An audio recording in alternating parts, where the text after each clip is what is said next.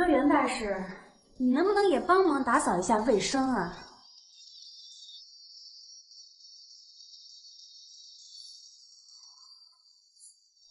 哎，咱俩打扫卫生都是约定好的啊，好好干，别瞎蹭，不然再罚你1天薪。你不帮忙打扫就算了，还唧唧歪歪。你这还喧宾夺主张了是吗？跟你说，你要不想干就别干，别打扰我玩游戏。就会玩游戏，你还会点别的吗？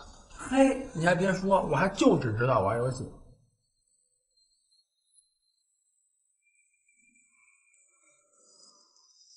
哎，对了，要不这样，周末咱去爬山。爬山？跟你呀？那就算了吧，别摆着我们袁大师的脚。哎呀，我跟你说，我爬山那可是……昨天下午，我市公安局又破获一起重大的儿童拐卖案，失踪3名的4名儿童被解救。目前，其中3名儿童已经顺利地回到了父母身边，可是还有1名儿童目前找不到自己的亲生父母，暂时被安置在市儿童救助中心。发什么愣呢？别闹！这些犯罪分子真是可恶，拐卖儿童，害得人家家破人亡。哎，你倒是说句话呀，一点同情心都没有。哎，你还记不记得去年咱们报道的那起拐卖儿童的事件？记得，怎么了？哎呀，你看，云姐跟海瑞哥丢失了孩子，天南海北找了整整5年才找着。哎呀，也不知道他们现在过得怎么样。对了，云姐和海瑞哥前阵子给我打电话了，说要感谢咱们，让咱们去他们家玩。不过从语气当中，感觉他们好像有什么心事。哪有什么心事？孩子不都找着了吗？哎，就是不知道他们过得怎么样啊，现在。哎，反正咱们最近没事儿，要不然这个周末去看看他们吧，怎么样？周末不说好去爬山吗？谁跟你说好去爬山了？要不这样吧，我有个提议，咱们周末就带海瑞哥他俩孩子一块儿去爬山，怎么样？这个嘛，可以考虑考虑。行，我安排。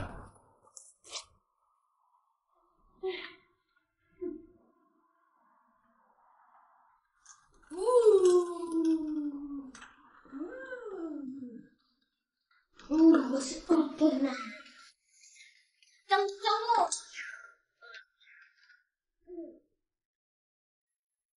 这是我爸爸给我买的，你不许吃。我就要吃。他是我爸爸，不是你爸爸。我就要我的，不是你的，是我的。哎呦，林子，你怎么每次都不知道让着点弟弟呀？来，这孩子，在家等着妈妈啊。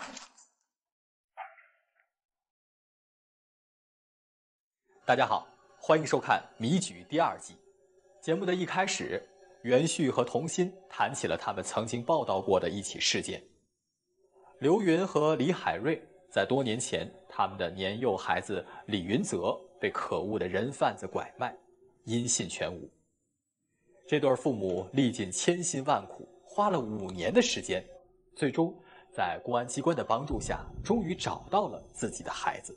但是经过了5年的时间，李云泽已经长大了，懂事儿了。对于亲生父母的记忆还存在吗？刘云和李海瑞很清楚，自己孩子的生活已经随着这5年的经历而产生了巨大的变化。那么，他们如何对待这个特殊的孩子？如何令他重拾温暖？这也是很多有着相同经历家庭的共同问题。林泽，林泽，出来呀！你可别吓妈妈啊！林泽，干嘛呢？慌慌张张的，犯错了吗？糟了，糟了，孩儿他爸，刚刚云泽跟一泽打架，我这一生气就打了云泽2下，他生气跑出去了，哪儿都找不着。怎么会这样？四处找了吗？找了，哪儿也没找着。你说这要万一跟5年前一样，我可怎么办？再找找，再找找。哎，这样，咱俩分头找，半个小时后在这集合。快去！云泽，云泽，云泽，你在哪儿啊？看见我家云泽吗？哎呀，早上还见了呀。咋了？没事，谢谢啊。姑娘，你有没有看见一个小男孩，大概这么高，8、9岁的样子，跟我长得挺像的。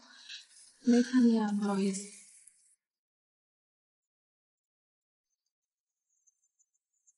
云泽，在哪儿啊？妈妈错了，你出来吧，云泽。云泽。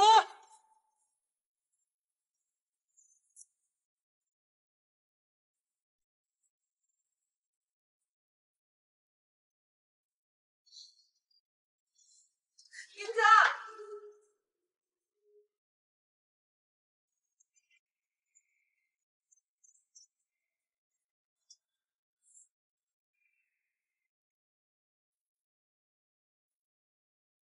怎么样，找到没有？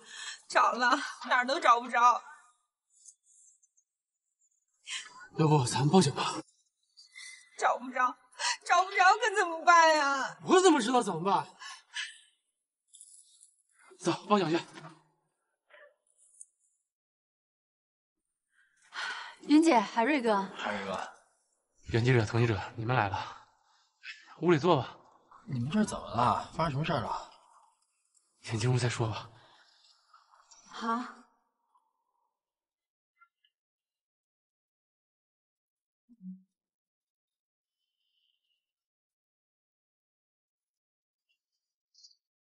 你快坐。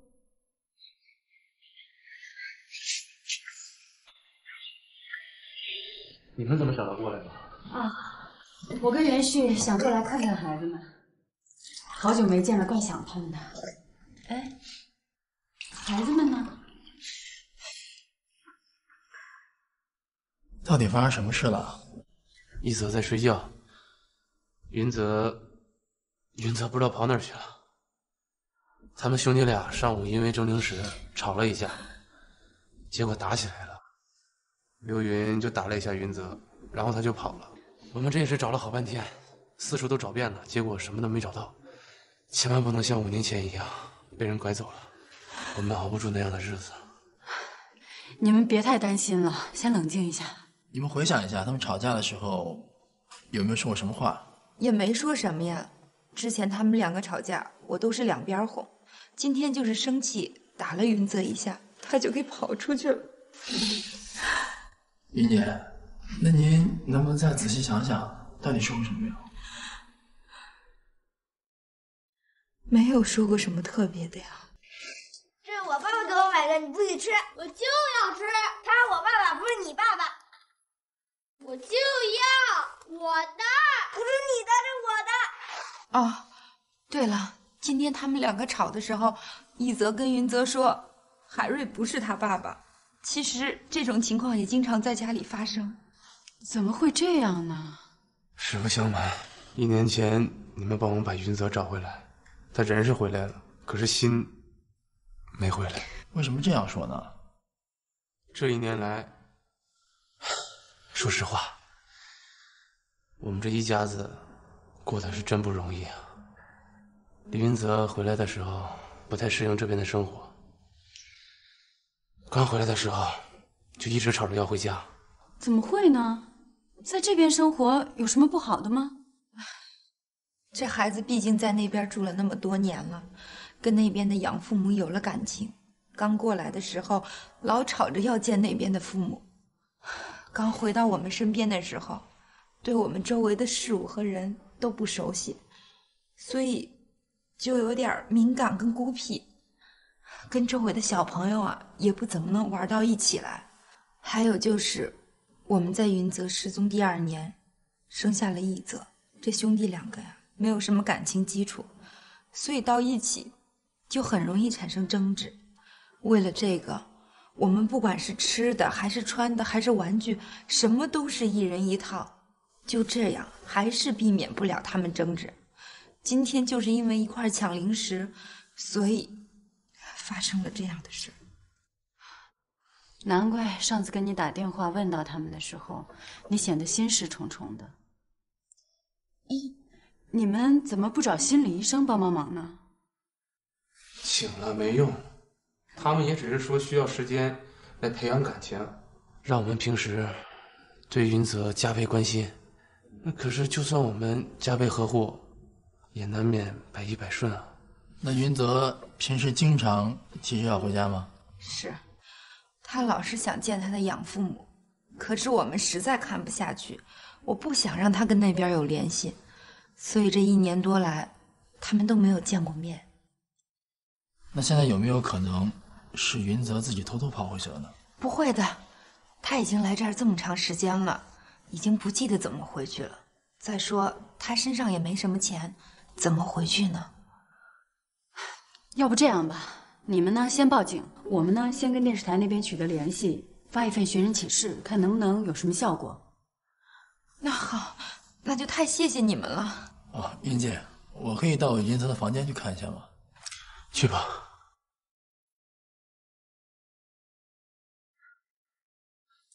你们也别灰心，再找找，我们也帮你们找。而且我感觉云泽这次肯定能回来，你们别太担心了啊。那就太谢谢你们了，我就怕他又跟5年前一样，那我就成罪人了。哎呀，你不要这么想，现在事情都没有确定，不要胡思乱想。而且现在孩子都长大了，都懂事了，应该不会做出什么出格的事情的啊。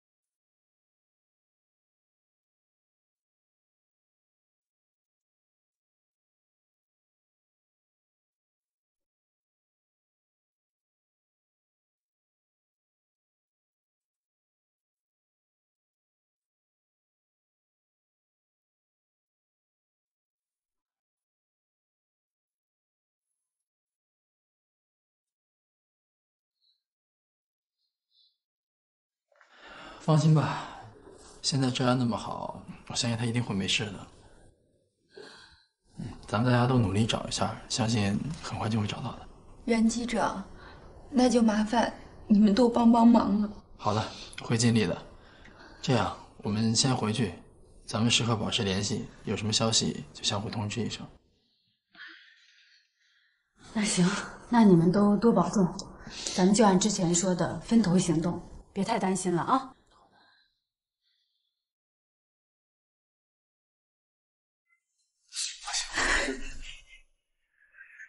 一定会让到的。哎呀，真是没想到一过来就发生这样的事情，他们的日子也真够折腾的。哎，咱们赶紧回台里找陈总商量一下吧，发一则寻人启事，看能不能帮上什么忙。其实我觉得没有必要发寻人启事，我敢肯定，云泽是回养他那个家里去了。你怎么知道啊？云泽还这么小，他不记得路，而且他身上都没有钱。我觉得他应该是生气躲起来了。以前养他那个家离这儿有多远，你知道吗？大概100多公里吧，也是在一个村子里边。如果没记错的话，应该叫张家村吧？是啊，当初云泽被人贩子拐卖，最后以2万块钱卖给了张家村的张志强和王慧敏夫妇，张志强也因此入狱，现在应该还在他牢里面。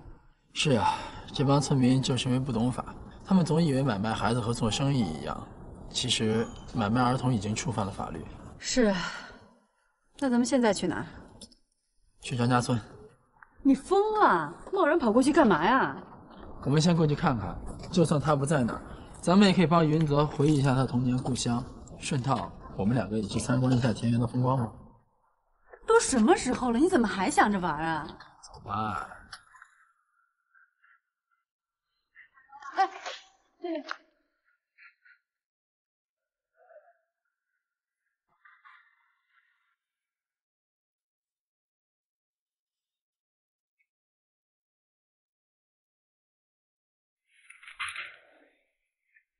你好，请问这是王慧敏家吗？是的，请问你们是？啊。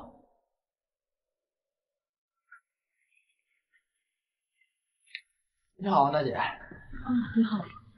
我是第三视角的袁旭，这是我的同事黄鑫，我们两个都是记者。记者？记者找我有什么事儿啊？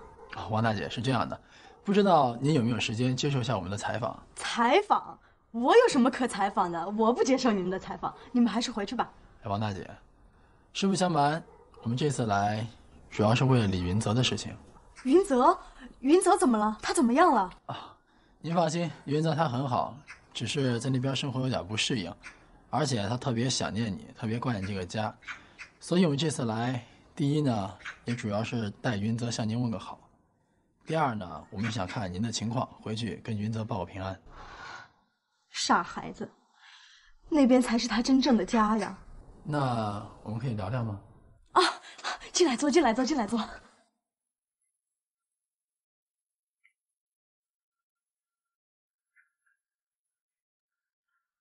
来，请坐。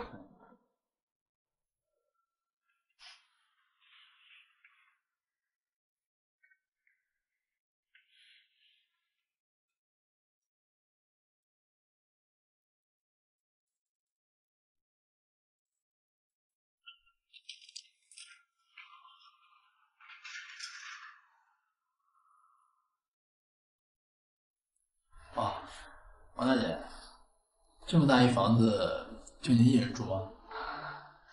对呀，我自己的儿子在云泽来我们这儿之前就已经去世了，我的丈夫因为买卖儿童被抓了进去，然后现在就剩我自己一个人。那您没有亲人吗？哪来的亲人呢？我们当时就是从外面搬迁过来，亲人大部分都在山西，离这儿远着呢。大概是这一辈子再也见不着他们了。王大姐，您别难过，过段时间您丈夫就出来了，到时候他就可以陪你了。不指望了，不指望了。哦，对了，云泽他过得怎么样？我们很想他。实不相瞒，云泽好像不太适应那边的生活。我们这次来，主要就是想让您给我们讲讲他，也方便我们能够更深的了解他。这孩子呀，特别乖巧，特别懂事。像那些吃饭、穿衣服，从来不挑剔，多好的一个娃呀！可惜我没有福气去抚养他。其实云泽能有您这样的养母，也是他的福气。王大姐，其实我们今天来还有另外一件事，就是云泽今天上午因为生气离家出走了，所以我们来的目的就是想问问他有没有回来过这边。不见了吗？怎么会呢？自从他离开我们这个家之后，我跟他就再也没有见过面。他也不可能来我这儿啊！他那边的父母真是怎么搞的嘛，连一个孩子都照顾不了。也是啊，现在的孩子都比较难带，特别是像云泽这种从小就有很惨痛经历的孩子，更是如此。心里承受的伤痛，是一般人无法所了解的。可怜的孩子呀，都怪我们以前造的孽呀。行了，既然云泽没有回来过，那我们就不打扰了，我先走了，以后有机会再见。好，好嘞。那您多保重，有机会再来看您。哎，保重。慢走啊！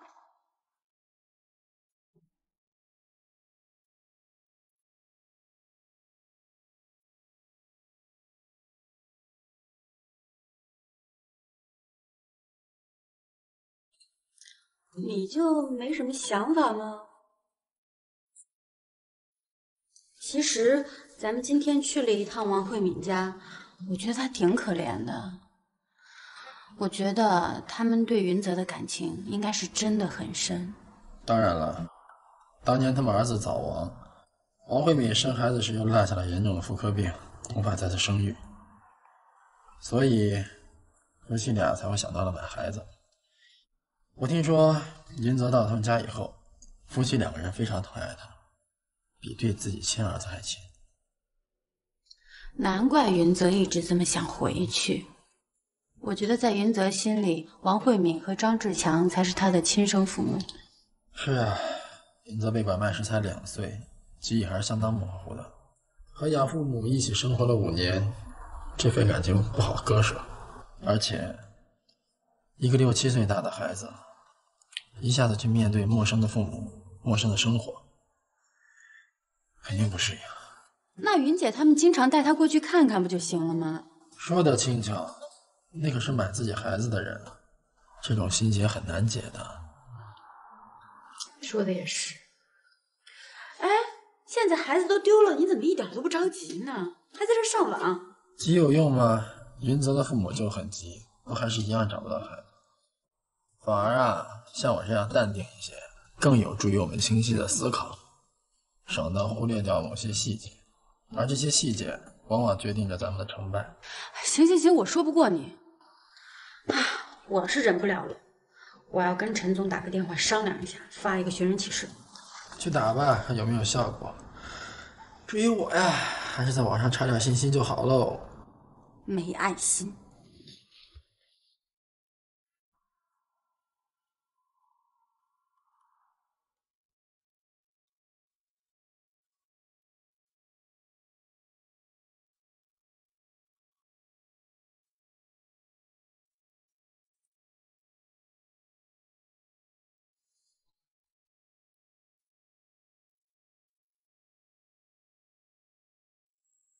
喂，蓝天吗？我是袁旭。袁旭啊，什么事儿？啊，劳烦您帮我一个小忙。说吧。帮我查一下，去年因为儿童买卖被关押的王慧敏的丈夫张志强，是否还在监狱里？近况如何？哦，就是那个去年那起儿童拐卖案。对。好，没问题。那麻烦了。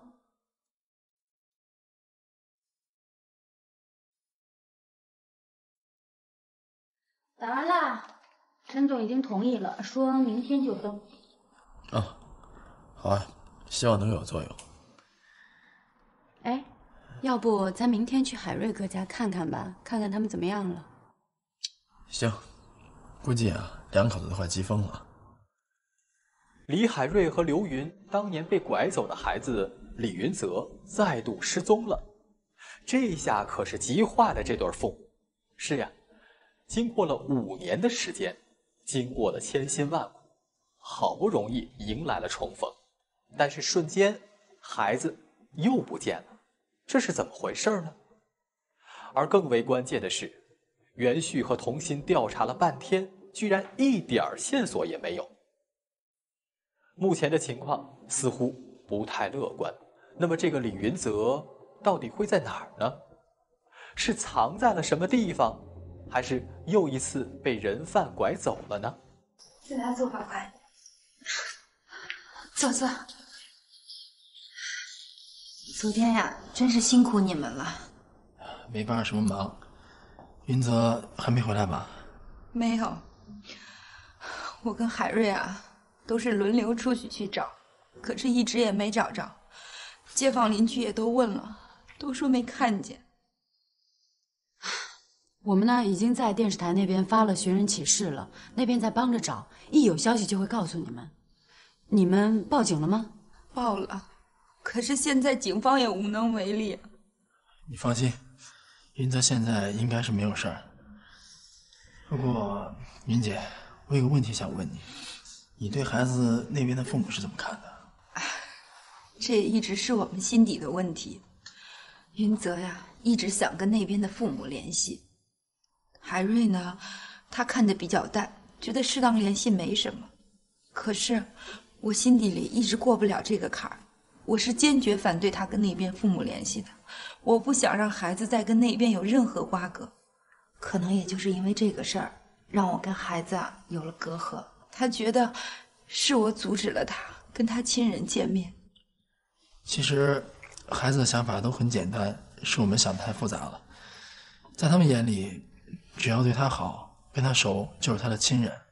况且，云泽跟他的养父母一起生活那么久了，肯定是有感情的。唉，其实我也是孤儿，从小和养父一起长大，所以特别能理解这种感受吧。想不到袁记者跟我们家云泽还有一样的遭遇，可是我直到现在心底里还是不能够接受他们在一起。也许以后可以吧。我现在唯一就是想呢，我们家云泽呀，能早点回来。云姐，刚才说河边发现尸体，你快去看看是不是你家云泽啊？云姐，帮我去把他照顾一下啊！谢谢。不好意思，不能来这儿，不好意思。你好，您现在不能过去啊。你好，我是第三视角的记者，过来看看情况啊。这可能跟我们调查一宗儿童失踪案有关。那您稍等，我跟队长说一声。行，谢谢。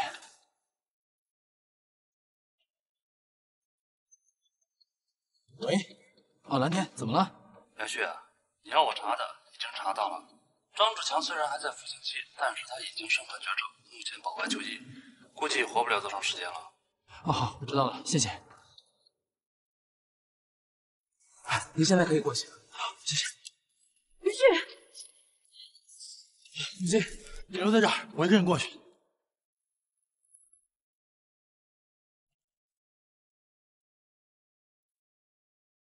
怎么样，海瑞哥？我的儿子，你可不能出事！哎，海瑞哥，袁旭去了，你等会儿。哎，让我过去，让我过去！您好，你现在不能过去，您得等鉴定结果完事以后才能过去。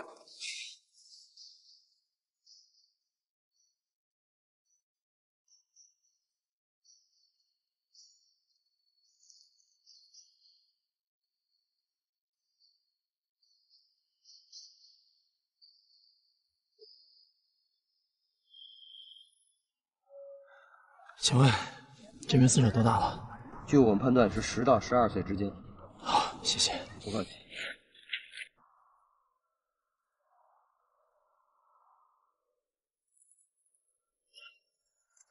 怎么样？不是他吧？不是，放心吧。睡觉，吓死我了。海瑞哥，赶紧把这消息告诉云姐吧，别让她再担心了。我跟童心呢还有点别的事要办，一旦有任何消息，马上通知你，放心吧。童心，走。咱们去哪儿啊？别问了，跟着来。咱们又要去哪儿？张家村王慧敏家。可是咱们上次不是去过了吗？一无所获，怎么又要去啊？来就知道了，快！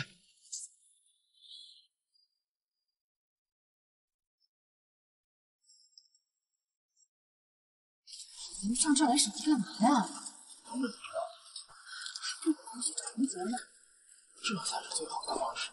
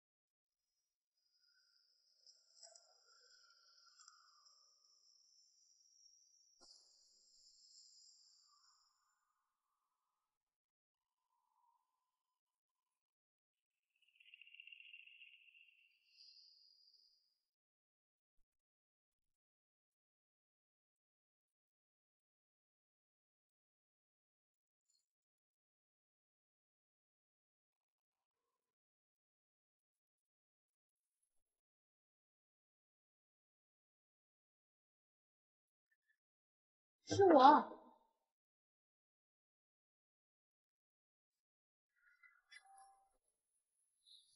饿坏了吧？妈妈，我好饿啊！我和爸爸全都饿坏那就赶紧吃饭吧，快。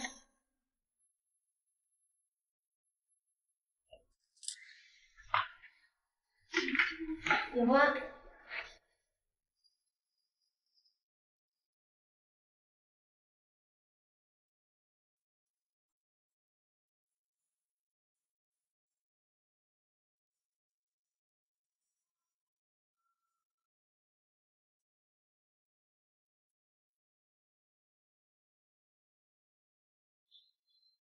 怎么在这儿啊？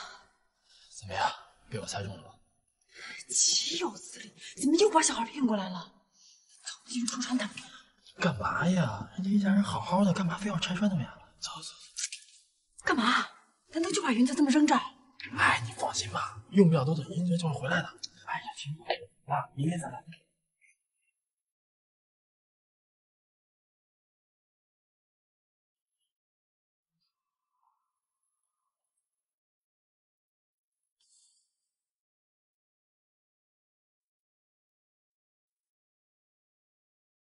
王大姐，不如咱们开门见山吧。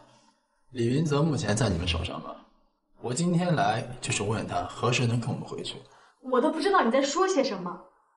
云泽早就被他们家带回去了，你们还在我这儿找什么人呢？可是他又回来了。王大姐，我知道你是有苦衷的，你的丈夫身患绝症，时日不多了。绝症？你并不想把云泽留在这里，可是因为你丈夫想见他，而云泽正好想见见你们，所以你们便你情我愿。如果没猜错的话，你的丈夫应该是肝癌晚期吧？是又怎么样？我只是想让云泽来陪他最后一程，并不奢求他能一直留在这儿。我本来就打算过2天就送云泽回家的。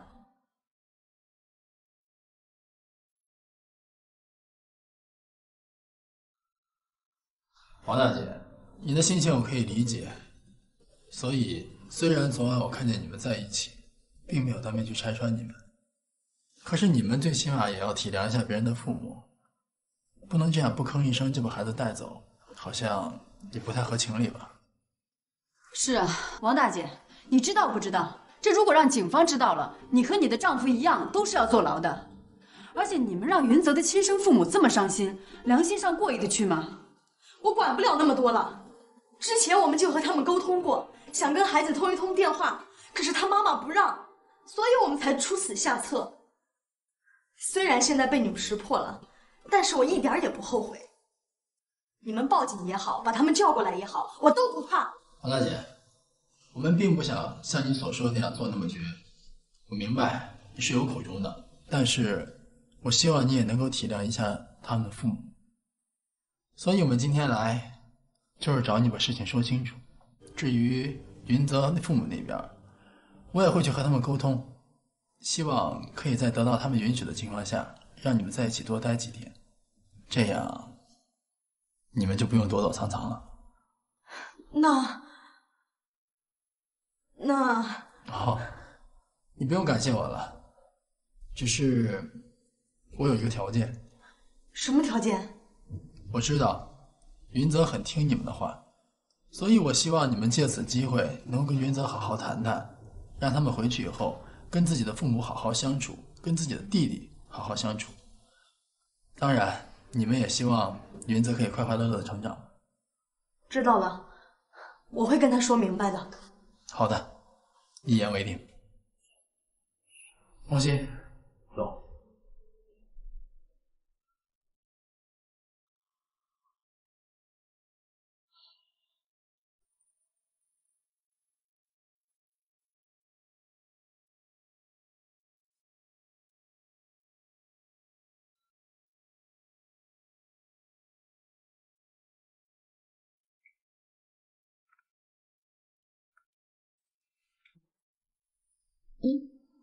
你是怎么想到是王慧敏把云泽带走了？其实咱们第一次去王慧敏家，我就已经开始怀疑了。那次我到云泽的房间，发现云泽写了一篇作文，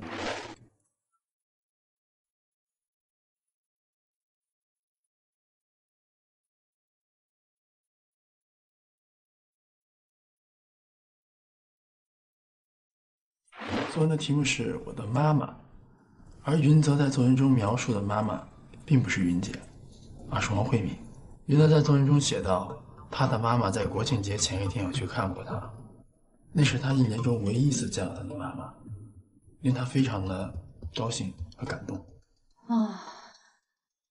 那你就是从那个时候开始怀疑云泽是被养母给带走了？是的，因为云泽不可能自己回家，所以最大的可能就是王慧敏把他给接走。你还记不记得咱们第一次去王慧敏家的时候？那时候我就有一种感觉，总感觉他们家不像是一个人住的样子，好像还有别的人存在。同时我在桌子上还发现了一瓶药，是阿霉素。通过调查我才知道，这是一种抗肿瘤类的药物。也就是那个时候，我才知道王慧敏为什么要说再也不指望和丈夫在一起。王大姐，您别难过，过段时间您丈夫就出来了，到时候他就可以陪你了。不指望了，不指望了。原来如此，看来他们也只是为了一家人的最后一次团聚。是啊，看见他们一家人在一起那么幸福，那一刻真的希望他永远挺住。你已经尽力了。不过没关系，他们将来肯定会更好的。走吧，咱们也把这个消息赶紧告诉海瑞哥，省得他们再着急。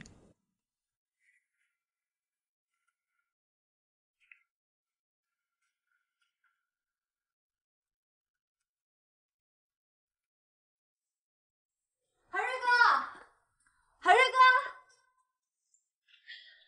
两位记者来了，快进来坐吧。小云正等你们呢，想和你们商量一下怎么去找我们家云泽。海瑞哥，这次我俩来给你带来了好消息。好消息？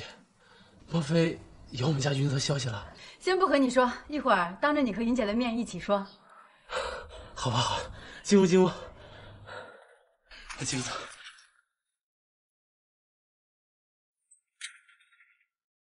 小云，袁记者他们来了。你们可来了！哎呦，怎么样？有我们家云泽的消息了吗？云姐，你先坐好。我跟袁旭今天来就是给你们带云泽的消息来了。是的，我们找到云泽了。啊，在哪儿？在哪儿啊？是啊，在哪儿啊？快带我们去找他。他在他养母那里。什么？又是他们？我要报警，让警察把他们给抓起来。是啊，枉费我还原谅他们，怎么又干出这种事儿？云姐，海瑞哥，你们先别着急，先听袁旭把话讲完吧。对，事情是这样的，云泽的养父，也就是张志强，前段时间因为身患绝症保外就医，他们特别想见见云泽，而其实云泽也特别想见他们，所以当云泽的养母来接他的时候，云泽就跟他们走了。我去看过云泽，他们现在过得挺好。王慧敏和张志强他们两个这回并不是想拐走云泽，而是想跟云泽多待几天，一家人最后再聚一次。你放心，王慧敏告诉我会尽快把云泽送回来的，所以你们不要太担心。可是他们连招呼都不跟我们打一声就把孩子给接走，这也太过分了。就是，虽然他们这样做不对，可是话说回来，如果他真的找你们商量的话，你们会同意吗？所以啊，虽然错在他们，但是对于他们这样支离破碎的家庭来说，又是在情理之中的。其实这样也有一个好处，他们也是希望云泽可以健健康康、快快乐乐的成长。所以我相信这次他们把云泽接回去，也会跟云泽说，你们才是他真正的父母，告诉云泽以后回来和你们好好过，和自己的弟弟好好相处，这样一直困扰你们的问题也就可以迎刃而解了。说的也是，都怪我们没有考虑到孩子的感受，孩子也不愿跟我们交流。我们也有做的不对的地方，希望这次云泽真的会有很大的改观。其实像云泽这样的孩子并不是什么个例，很多被拐卖的小孩都因为离家时候年龄太小，对自己的亲生父母感情越来越淡，而对养他的父母感情就越来越深。对他们来讲，他们才是自己的真正的父母。对于这样的孩子，我们不能一味地强迫他们忘记那段经历，而是要重塑一种家庭的亲情和温暖。而且真正可恶的是那些人贩子。张志强夫妇他本身还是很善良的，只是法律是太淡薄了。是啊，其实对于云泽来说，只是多了2个爱他的人，所以既然都是为了孩子好，那何乐而不为呢？也许啊，真的是我太小心眼儿了。希望以后啊，我能处理好这种关系。行了，该说的我都说了，剩下的你们2家自己去沟通吧。好了，今天就先到这儿。袁记者、童记者，谢谢你们，谢谢你们2次帮我们找回了云泽。他真是太幸运了，有这么多人关心他、爱他。是啊，都要懂得珍惜。时间也不早了，我们今天来就是带给你们这个消息。那改天呢，一定到家里一块儿吃饭啊！好，一定。你们多保重啊，改天再来看你们。哎，嫂子。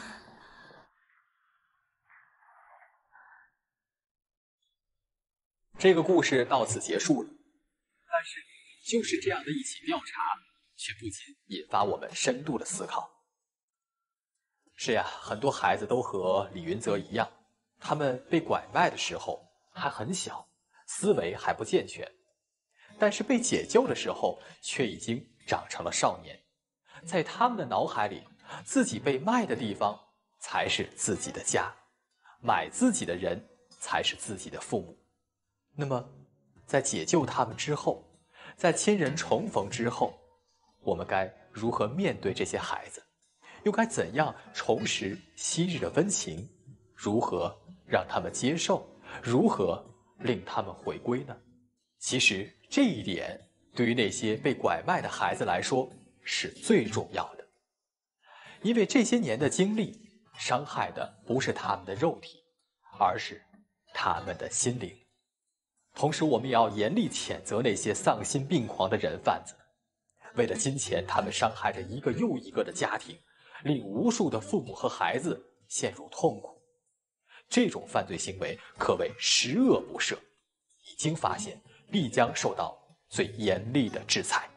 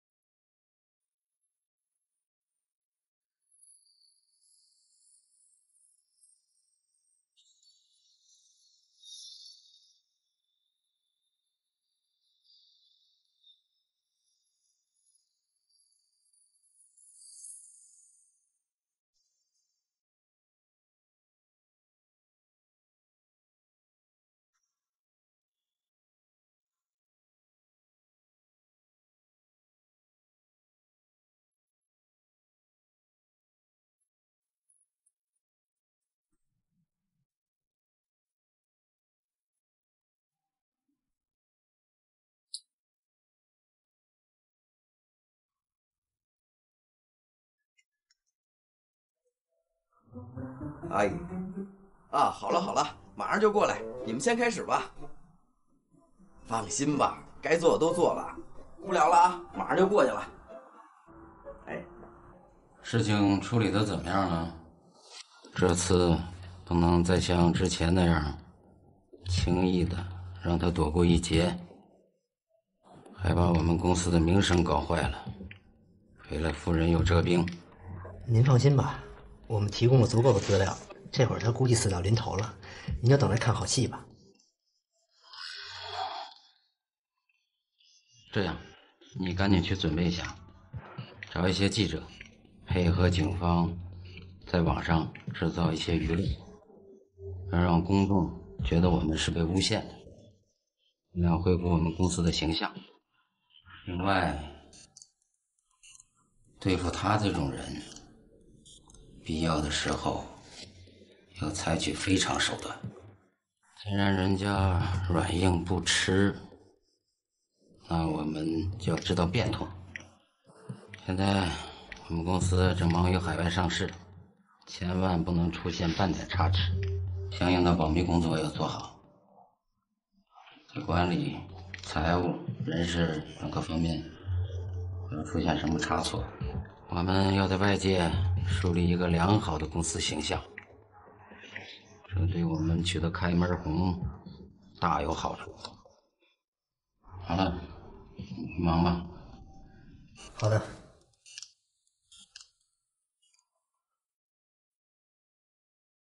大家好，欢迎收看《迷局》第2季。今天的故事，我们要围绕着一家公司而展开。提起公司，您会想到什么呢？生产经营、员工老板、商业活动？没错，一家公司如果想要正常的运转，肯定少不了这些事情。企业也正因为有效的组织活动，才能产生利润。因为企业最根本的目的就是生存和盈利。企业内部以及对外的相关事宜，凡是正常的商业行为，也都是受法律保护的。但是企业在竞争中处于劣势或者不尽如人意的时候，一些不恰当的竞争手段就可能被使用。我们也时常会看到一些被利益冲昏头脑的企业领导者，为了目的不择手段。所有对企业能产生效益的手段都可能被运用。古今中外，历来商场如战场，恐怕只要有那么点胜利的希望，指挥者就会冒险而上。如果再有一些胜算的概率，肯定是铤而走险。那么这些疯狂的企业会用哪些方法来巩固自己的市场地位呢？诋毁对手，打击敌人，还是有其他更巧妙的招数呢？就让我们在今天的故事中一同寻找答案。哟，怎么这么悠闲啊？今儿不上班啊？是啊，哪像你呀，自己的节日都不放假，天天往报社跑。嗨，这不工作吗？谁让咱是一个光荣的记者呢？得了吧，你别把自己栽进去就行了。时间不早了，报社还有活动，我先走了啊。好。哎，你早点回来啊，别天天搞得那么晚，报社又不给你办个3好学生证。知道，走了。走吧。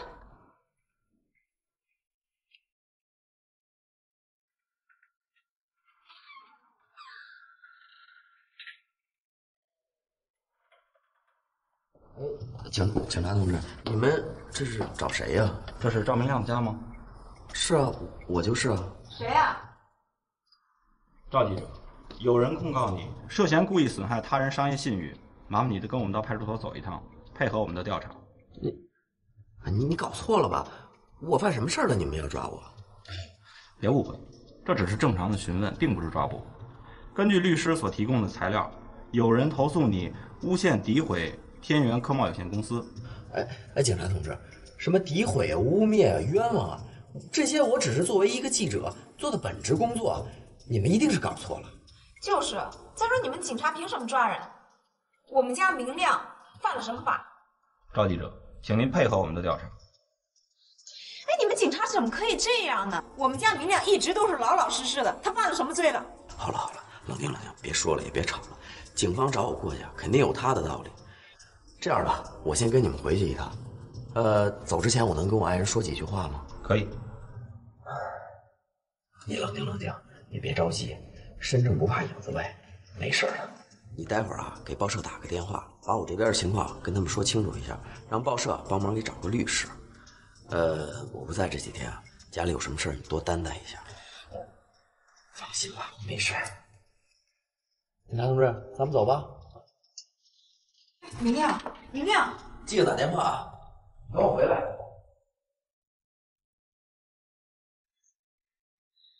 完了！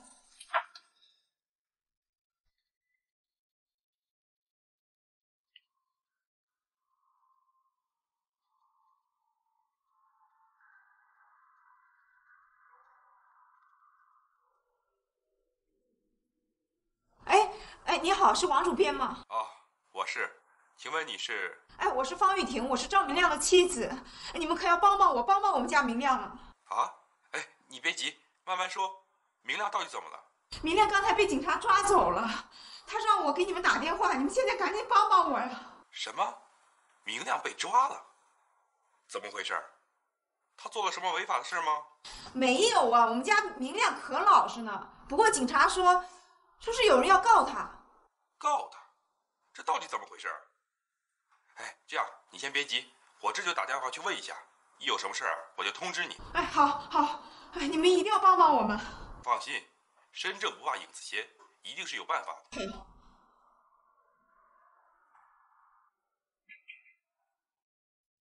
请进。周总，好消息啊！好消息！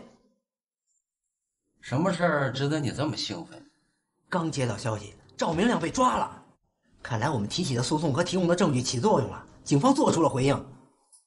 好，太好了，真是因祸得福啊！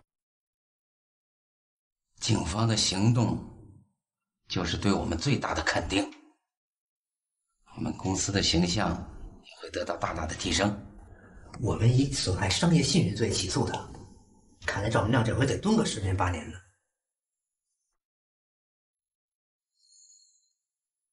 而我们也不能掉以轻心，公司正处在关键时期，正准备海外上市。不过这次赵明亮被抓，倒是可以大大恢复我们公司的形象。另外，通过媒体大量的曝光，我们公司的知名度也会得到提升。这样，你去跟宣传部说一声，让他们尽量利用我们本公司的宣传平台，配合警方多做些宣传，要让人们觉得我们是无辜的，是被陷害的，力求做到树立我们公司的正面形象。还有啊，你的微博别跟赵明亮再斗了，这样会让人们觉得我们是故意针对他的，这样不好，知道吗？好，那我现在去办。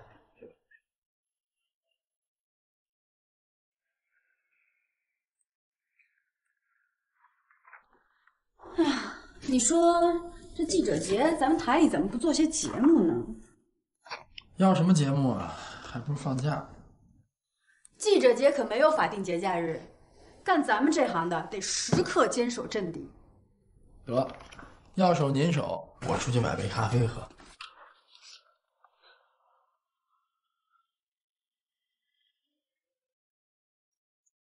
喂。好的，陈总，我们马上上去。走吧，陈总，咱们上去，有任务。好。请进。陈总好，找我们来什么事儿啊？新闻看了吗？赵明亮知不知道？赵明亮？不知道，怎么了？赵明亮，知名报纸的记者，近1年来一直跟一家叫做天元科贸的公司闹得不可开交，而且双方的矛盾越演越烈，大有置对方于死地的架势。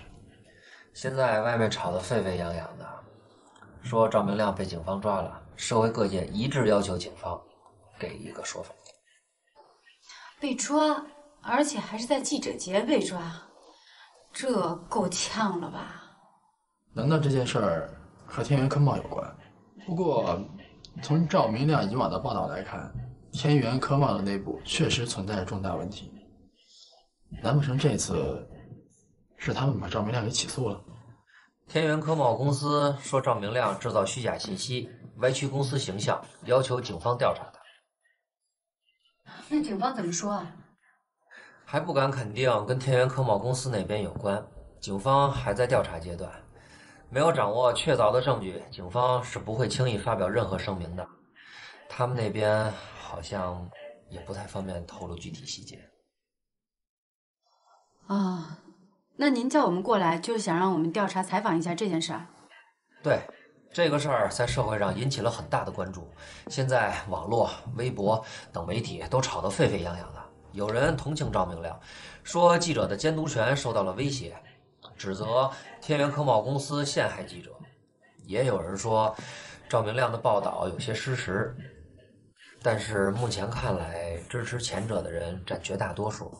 估计现在警方和天元科贸公司那边面临着很大的压力，所以我希望你们两个马上过去了解一下情况，时刻关注动态，做一次深入的专题报道，给观众一个真实清楚的交代，同时也是对我们良知的一个检验。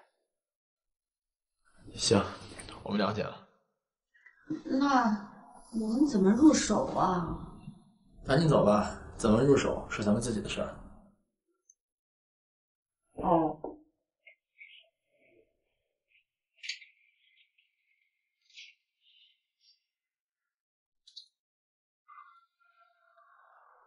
咱们这是要去哪儿啊？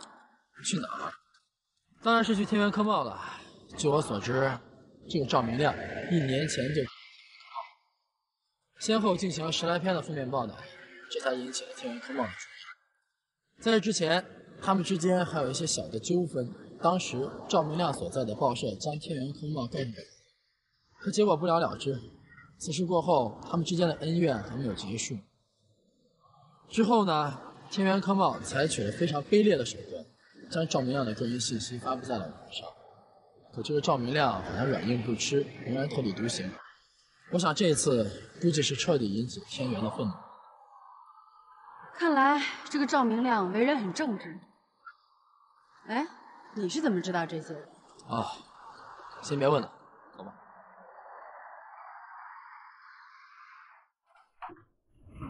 请进。请坐。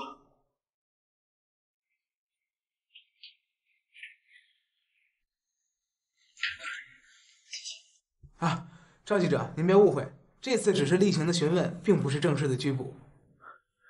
我明白，警察同志，您有什么就直接问，我一定如实回答，绝不隐瞒。好，最好是这样。赵明亮，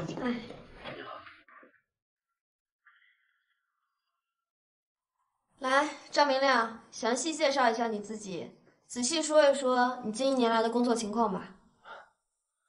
我叫赵明亮，今年29岁，3年前来北京，在报界做记者，负责财经类板块，生活稳定，工作良好吧。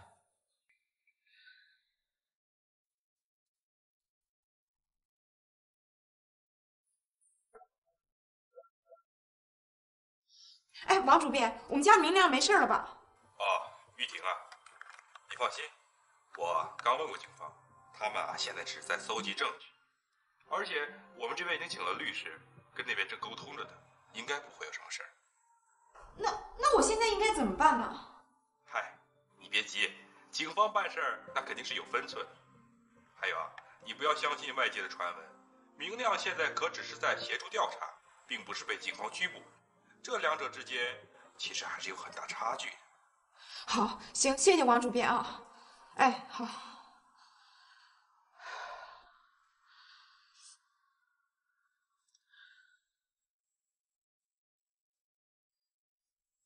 喂，是天下网吗？我有大新闻，著名的记者赵明亮先生被警察抓走了，至今下落不明。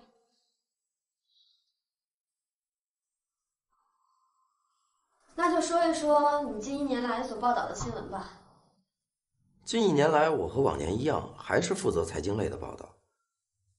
虽然工作不是很出色，但自认为还算认真负责吧。那您看一下，这个是不是您对天元科贸有限公司所做出的新闻报道？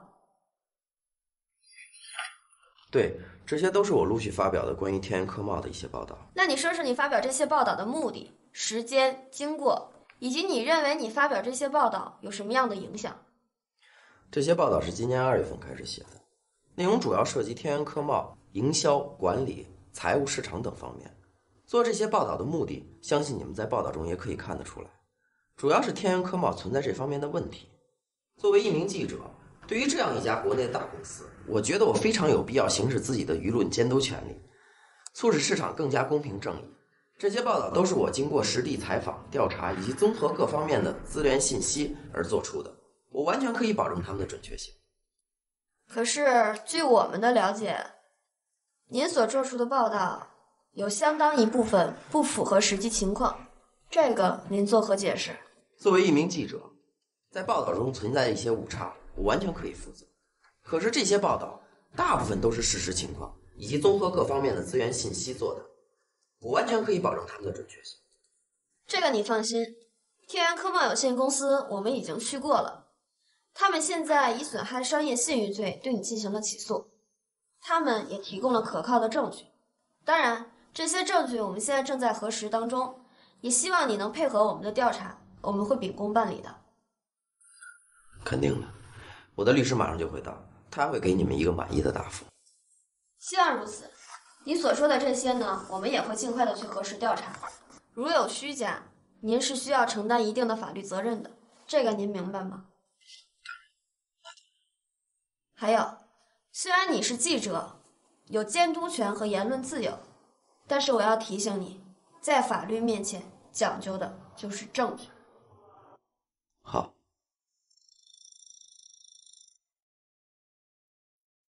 喂，周董，外边有2位记者想跟您见面，估计是来问赵明亮案件的相关事情的。海外上市在即，不能节外生枝，出什么岔子。这样，你跟他们说我不在，就说我们该说的都在官方微博上说过了。就这样。哦，好的。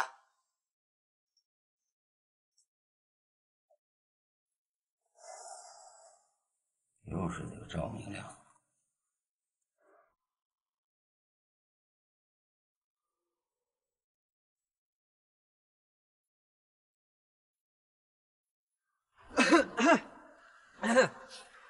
2位不好意思，周董今天不在，你们还是改天吧。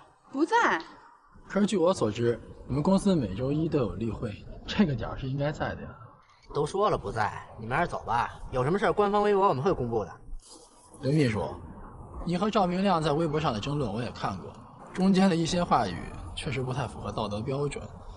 目前你们公司正准备在海外上市，相信这个时候如果再有什么负面报道，对你们来说也不是一件什么好事。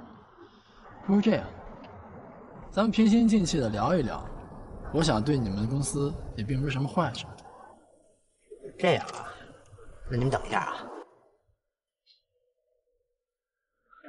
你还真有两下子。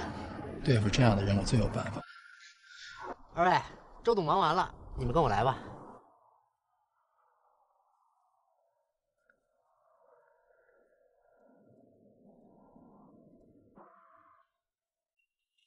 请进。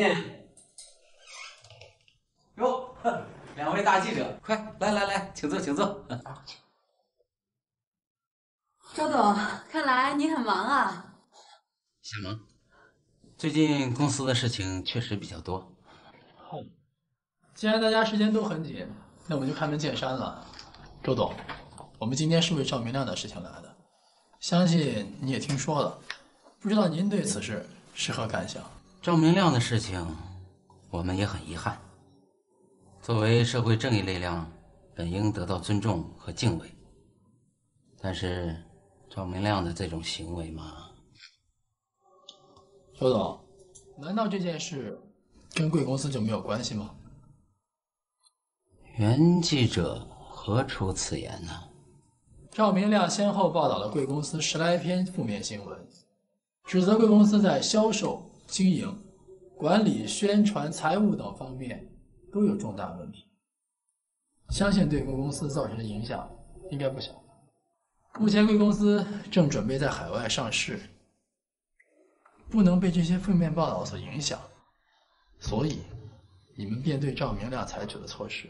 可是你们一直没有对赵明亮所做的报道做出正面回应，而是一直遮遮掩掩，并且还将赵明亮的个人信息公布在了网上。我想这样并不是君子所为啊。赵明亮的事情一句话2句话也说不清楚。我承认，最近他被抓了，确实跟我们的起诉有关。但是对于赵明亮的所作所为，我们已经做到了仁至义尽。对于我们的规劝，他完全听不进去，一意孤行。最后，我们只能通过法律渠道解决了。该提供给警方的，我们都提供了。我相信，警方会还我们一个清白。至于其他事情嘛，目前我们无可奉告。周总，不知道您可不可以把提供给警方的材料也给我们一份？如果我们能够真实的了解事情的原委，相信也可以帮助贵公司澄清一下误会。我已经说过了，这些不便透露。相关的材料我们只能提供给警方。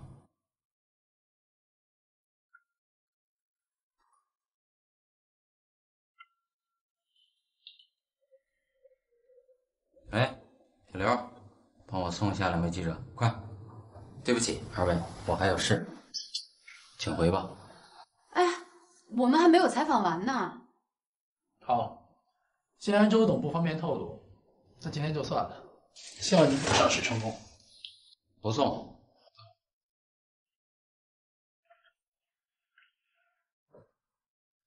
辛苦2位啊，希望回去能做如实的报道。好。哎，对了，刘秘书，我想再回去上个厕所，您就送到这儿吧，待会儿我们自己走就行了。啊，那这事儿我就不送了。走吧，什么情况都没得到。同学，我回去上厕所，你在这儿等我一会儿。啊。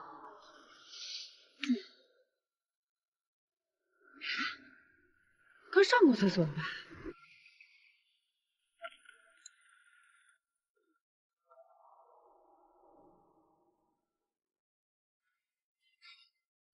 你看看，你们都做了些什么啊？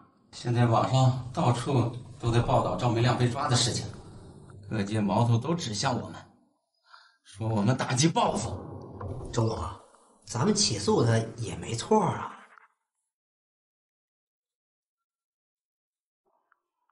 没错，没什么错啊。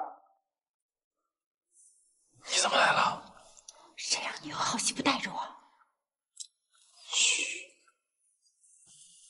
你看看，这些都怎么写的啊？说我们打击记者，还收买警方，这都什么评价呀？啊！当初你们要告赵明亮，说什么一了百了，这下好了吧？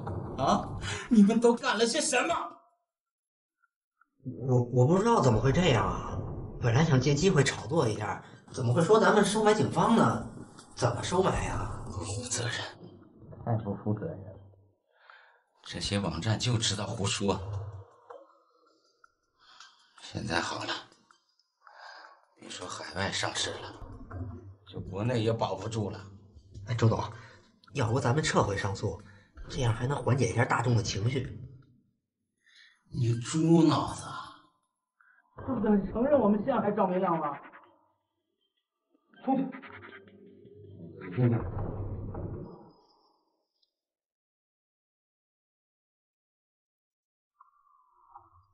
赵明亮，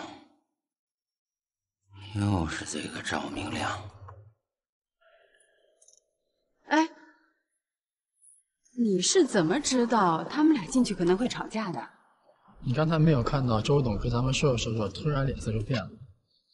我想他应该是看到了之前的评论，毕竟他也不想事情发展成这样。你还观察的挺仔细的。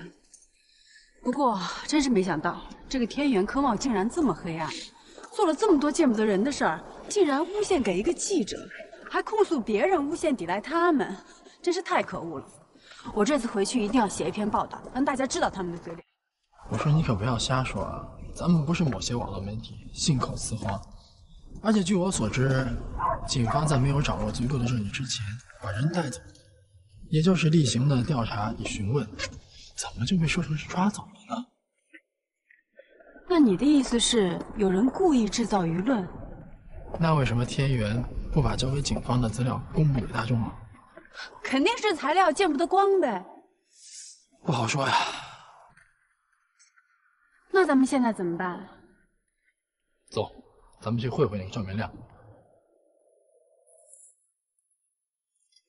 警察终于找到了赵明亮，因为他的报道对天元科贸有限公司造成了巨大的负面影响，导致股票一路狂跌。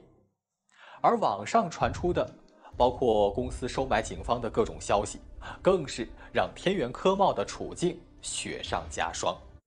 可就在这个时候，问题出现了。写报道和被报道的双方都说自己没有问题，那么到底哪一方是正确的呢？如果天元科贸没有问题，那么仅凭赵明亮的几篇报道就能够让自己的股票差点跌停吗？似乎假话应该不会有这么大的能量啊！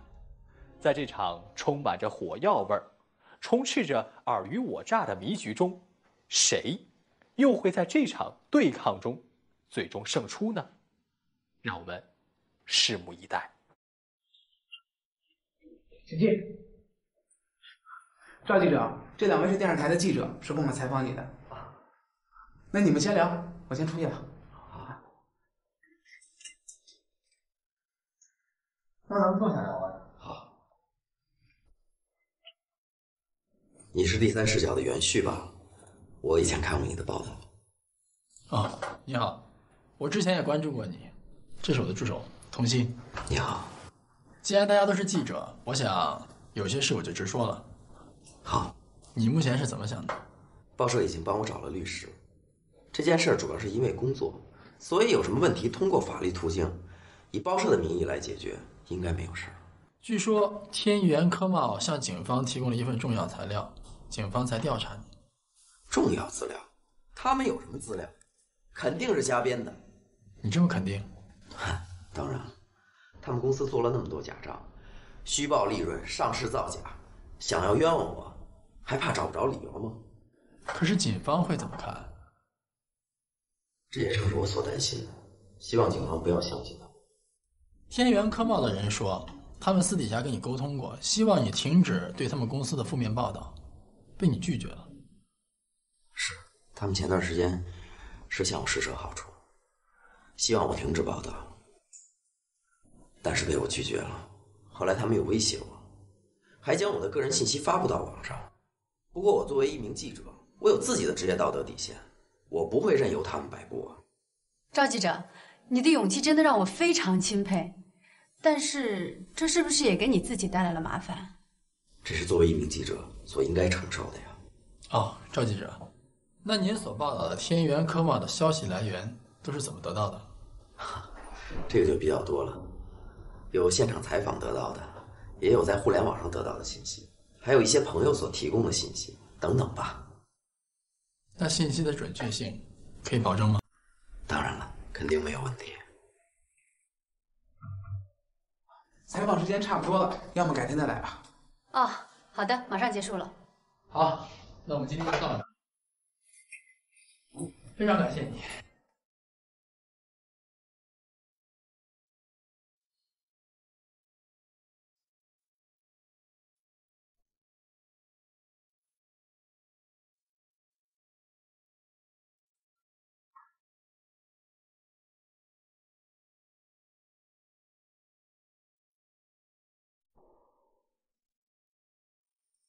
我觉得经过昨天咱们1天的采访调查，加上咱们现在掌握的资料，基本上可以确定赵明亮是被冤枉的。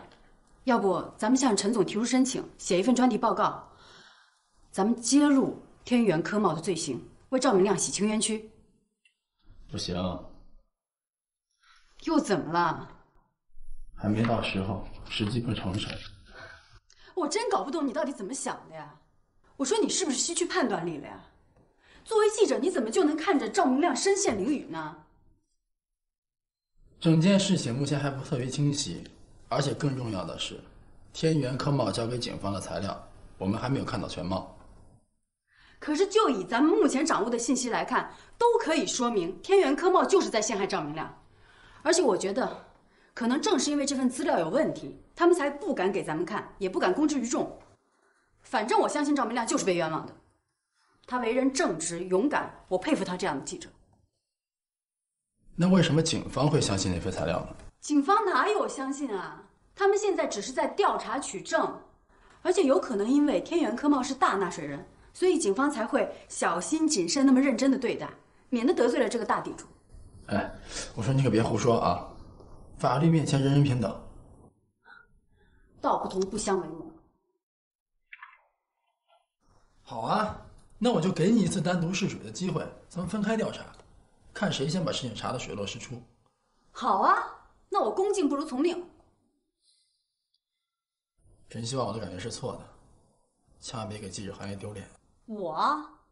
不可能。我说的不是你。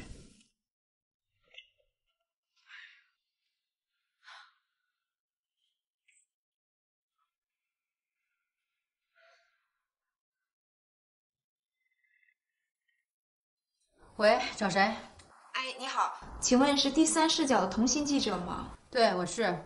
我叫方玉婷，我是赵明亮的妻子。赵明亮，您知道吧？啊，听说过，听说过。我正想去找您呢。那太好了，童记者，您可一定要帮帮我们呢。我们家明亮什么都没有做，为人也正直，现在就被抓走了，这也太不公平了吧？事情我们也了解一些。警方现在正在调查，我们也会紧密跟踪的。现在我们家明亮还在警局呢，我都不知道该找谁了。我知道你们第三视角向来是以深入客观的报道新闻著称，你们可一定要发挥你们的影响力，帮帮我们呢。你放心吧，清者自清，我一定会尽力的。要不我去找你怎么样？好啊，那我一会儿把地址发给你，我在家等你吧。好嘞。哎，好。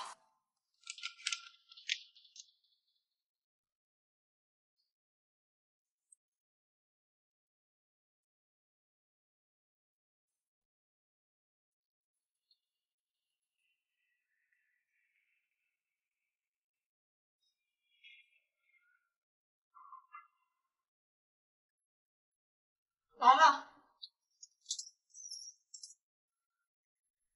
您是方小姐吧？是我，第三视角童心。啊，童记者啊！来，快进。哎，来这边请。哎，坐吧，别客气。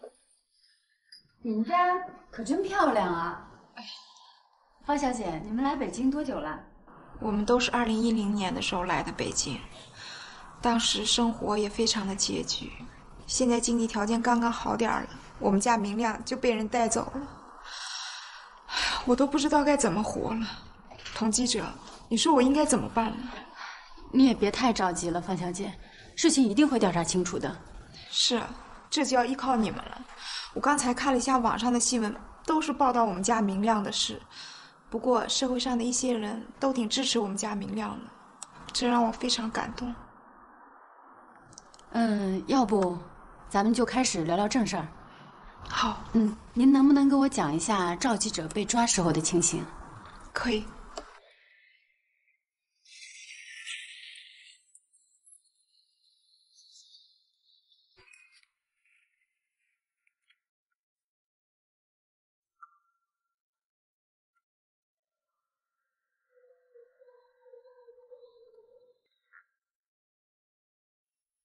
那赵记者平时工作方面的事情，你一般了解吗？了解一些，比如这次天元科贸的采访调查呢？这个，不好意思，我接个电话。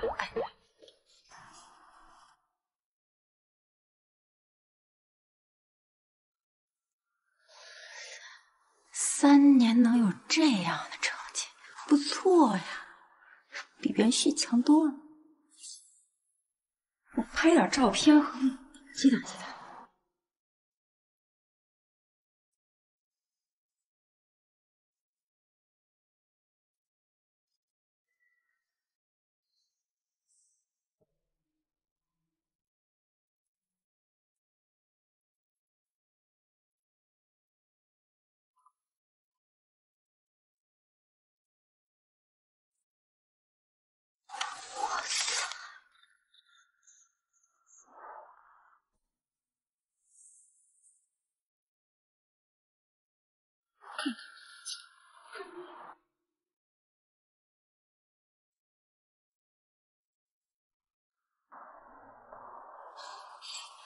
哎，回来了。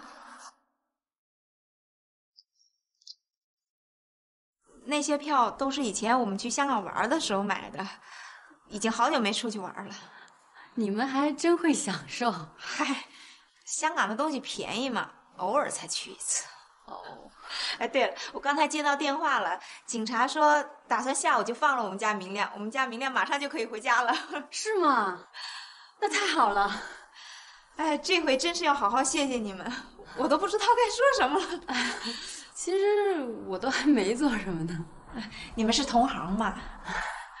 那行，那反正赵记者现在也没事了，天色也不早了，要不咱们今天就先聊到这儿。好。之后你要是有什么需要的话，随时给我打电话。像赵记者这样的人，我们都很钦佩。好，谢谢你。没事，那我就先走了。哎，来，我送你。哎，谢谢。哎，慢走，童记者。哎，再见啊！再见。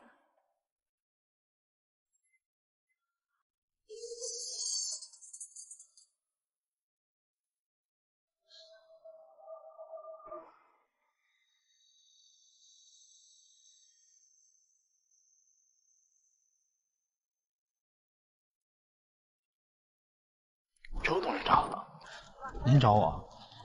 袁记者，这次请您来是有件重要的东西要交给您，恳求您帮帮我们。是关于赵明亮的吗？是的，我们现在实在没有办法了。刚得到消息，赵明亮已经被警方释放了，我们公司现在的声誉受到了严重影响，客户大量流失，我们实在没辙了。我这个人相信第一感觉，当我第一眼看到您的时候，就感觉您是位正直的人，所以我决定把这件东西交给您。这里面涉及我们公司的机密，也请您替我们保守秘密。这也是我们交给警方的东西，它应该能使你相信我们。我也不知道这些东西交给您能否挽救我们的公司，总之拜托了。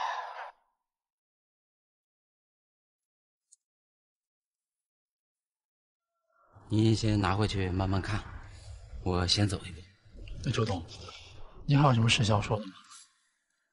没有了，拜托了。你慢走。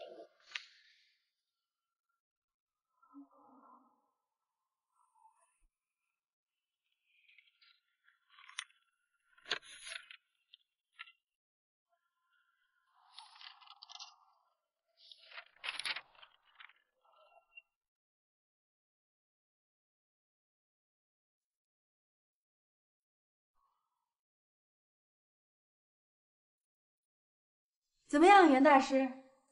有何进展？哎呀，我今天去了趟赵明亮家，见到了他的妻子，并且还在他们家的时候就已经得知赵明亮已经被释放了。哎呀，现在事情平息，沉冤昭雪，这一次终于是我赢了吧？以后卫生是不是该你打扫了？行，再给你看样东西，专门为你准备的。来看看这些照片。哎，什么人嘛？哟，是不是嫉妒啊？这可是赵明亮家。哎呀，同样身为记者，你说差别怎么就这么大呢？我听说他们夫妻俩可是经常去国外旅游，还去香港购物。照片拿来我看看。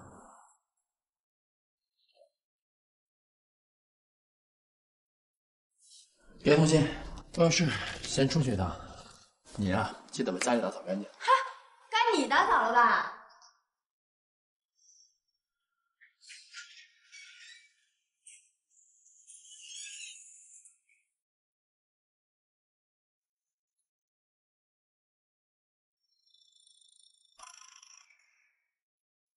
喂，周总，我想请您给我提供一下公司审核的业务资料、客户资料以及竞争对手的分析报告。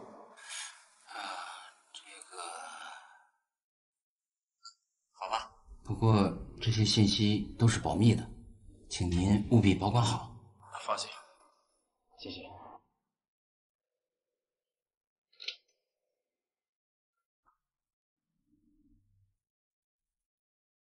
喂，蓝天吗？我想请您帮我调查一下赵明亮最近1年的行程以及他账户的收支情况。赵明亮，啊，他的事儿我知道。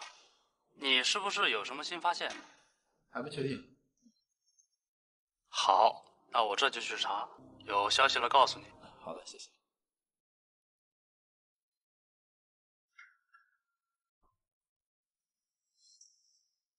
童心和袁旭因为赵明亮的事情产生了争执，因为童心的怜悯和同情，下意识地站在了赵明亮的一边，而袁旭呢，依旧是冷静地分析着整件事情，强调证据的重要性。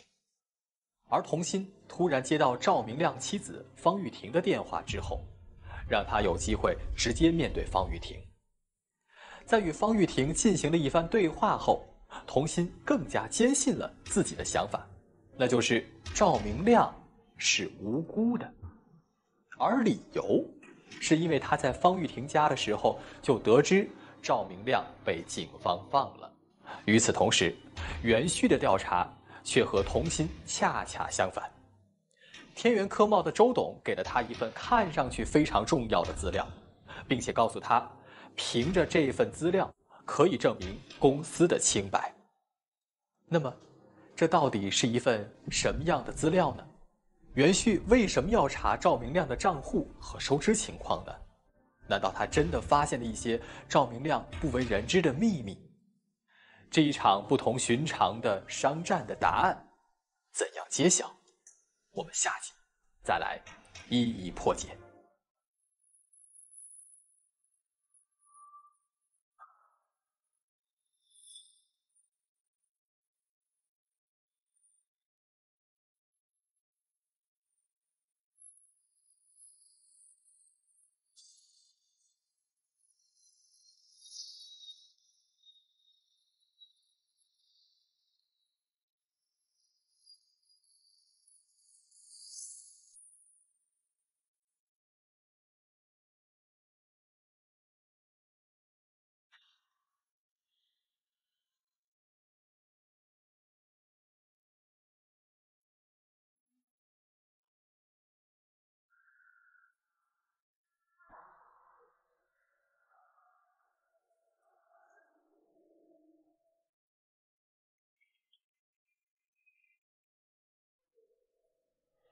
喂，又怎么了？哎，我刚在网上查的时候，怎么看到这个赵明亮又发了一篇关于天元科贸的文章啊？说他们在上市中存在黑幕。好了，我知道了。哎，对了，记着把房间卫生打扫了。来你，喂，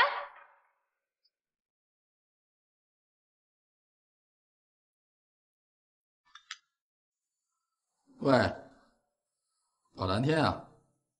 你叫我帮你查的，我查了，果然如你所料，确实有问题。相关材料我已经放在你的桌上了。哦，好的，谢谢。哎，对了，还有件事儿，你帮我把这份材料也递给警方一份，署名写我就行了。好嘞。好的，谢谢。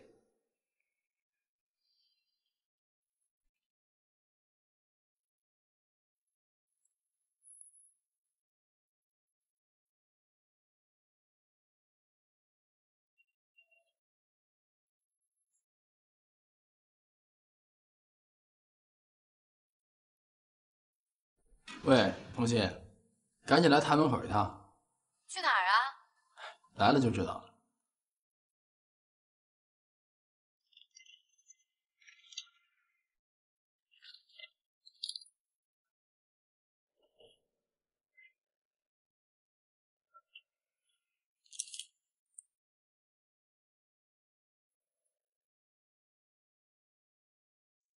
大家好，欢迎收看《迷局》第2季。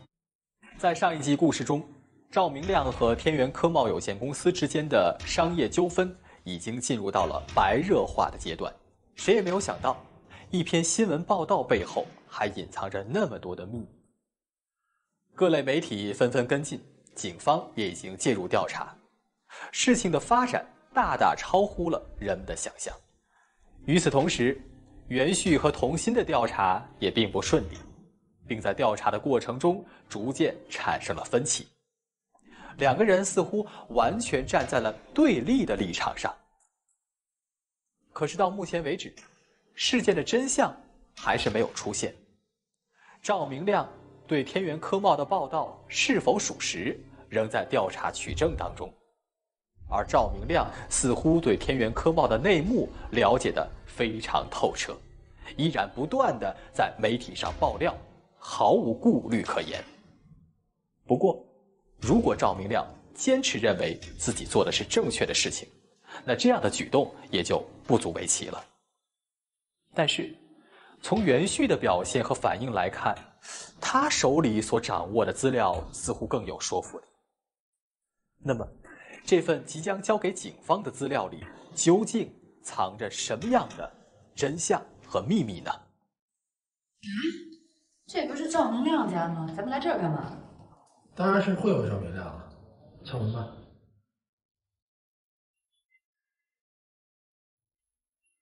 等一下啊，方小姐。哎，童记者，这位是？这是我同事袁旭。你好，我之前和您丈夫见过面。啊，是吗？哎，请问赵记者在家吗？谁呀？哦，是第三视角的袁旭和童心记者。袁旭、童心，他们来干什么？啊，你先招呼他们坐，我马上就过来。那你们进来吧，来。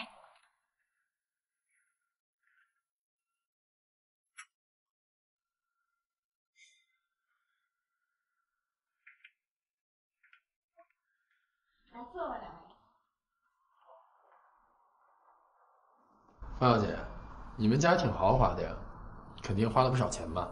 哎呀，没花什么钱，就是随便弄弄。哎呀，童记者、袁记者，咱们又见面了。来，坐坐坐。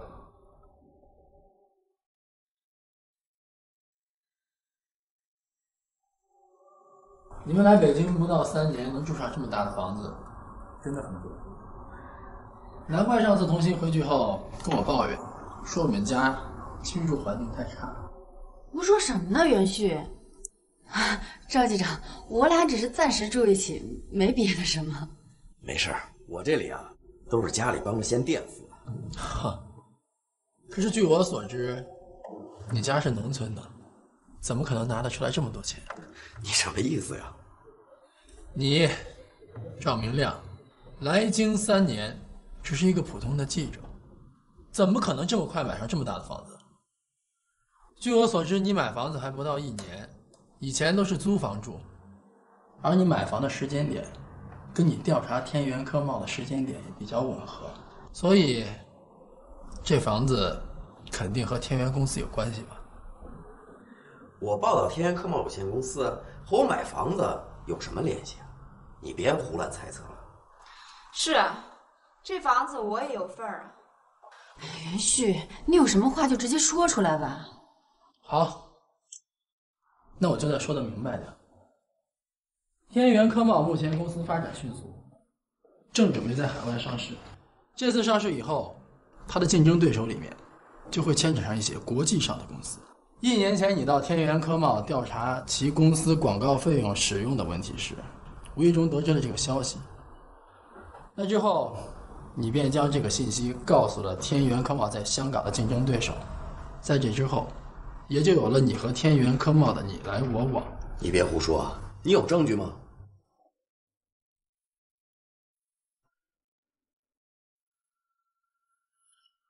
这是证据。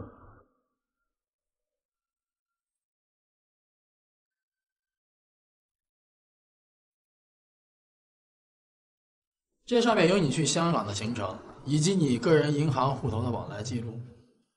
你收受香港公司大批金钱贿赂，我想这买房子的钱应该跟人有关吧？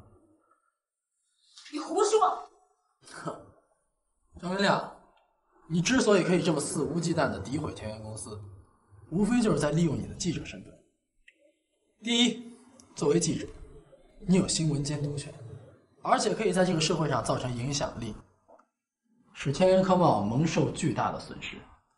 第二，因为你是记者，所以尽管你在报道中出现错误，也不会被定罪，顶多就是工作失职。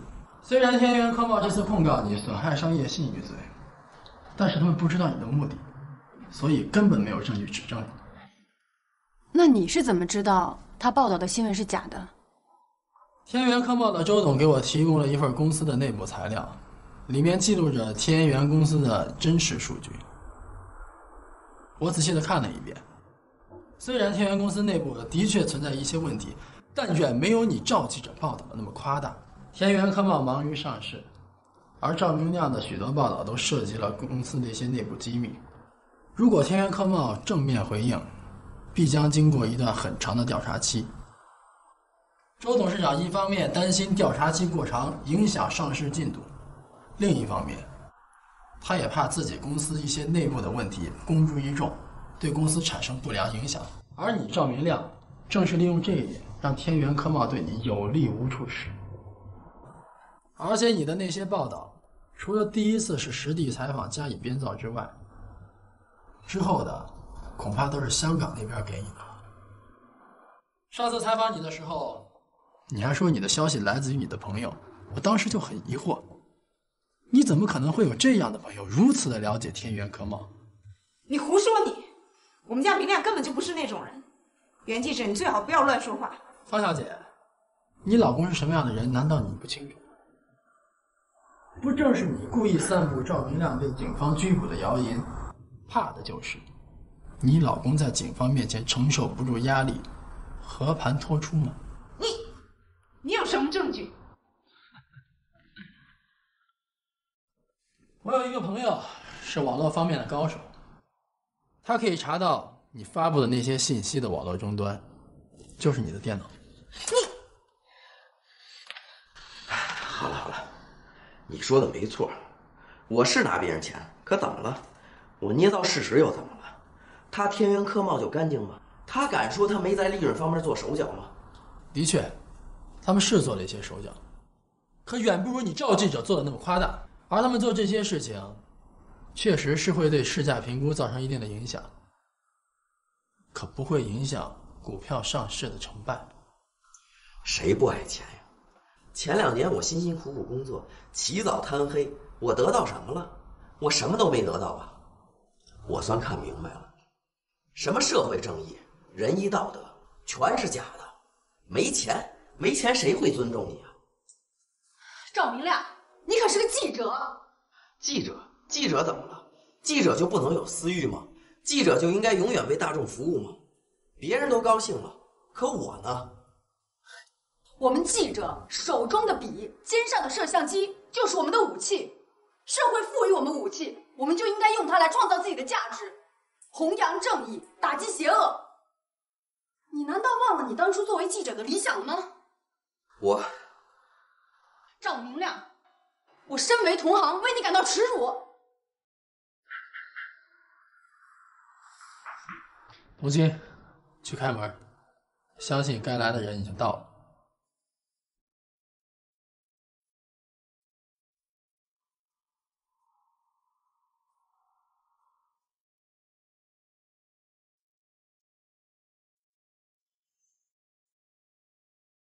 赵明亮，我们现在以损害商业信誉罪正式拘捕你，请你跟我们配合。啊！赵明亮，我们已经发现你和香港一家公司关系密切，跟我们走一趟吧。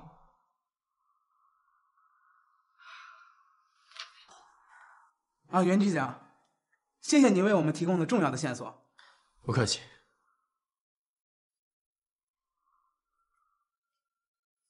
看什么看？还不走？把他带走吧。你们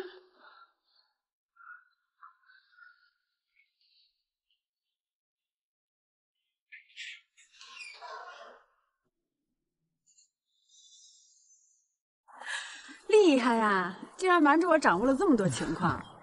也不看我是谁，怎么样，佩服吧？这里边可也有我的功劳。是。哟，是不是嫉妒啊？这可是赵明亮家。哎呀，同样身为记者，你说差别怎么就这么大呢？我听说他们夫妻俩可是经常去国外旅游，还去香港购物。那你是从什么时候开始怀疑上赵明亮的？还记得我跟你说过，赵明亮一直咬着天元科贸不放吗？赵明亮这个人太把自己当回事了，口口声声的伸张正义，越是这种人越不值得相信。而且当我们提及警方材料的时候，他显得非常的紧张。重要资料？他们有什么资料？肯定是瞎编的。你这么肯定？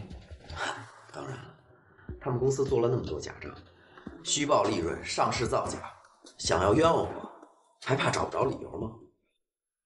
所以在第一次见到他时，我就开始怀疑他了。不错，这次啊，真的是让我学习到了很多。以后不管对人还是对事，都不能只看表面，要看到事情的本质。还记得陈总告诉我们的吗？这次报道是对咱们记者良知的一次检验。对啊，同样身为记者，有的人一腔热血，有的人苟且偷生。其实作为记者，我们的责任就是要报道真相，让这个社会更加的纯洁，让人们更加的安定、快乐、幸福。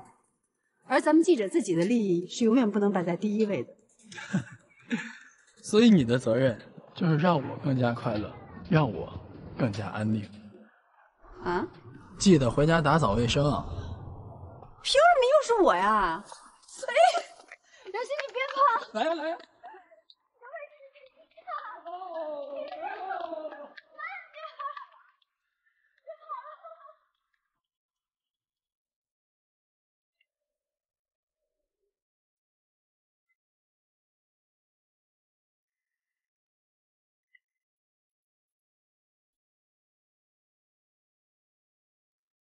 陆云，你给我站住！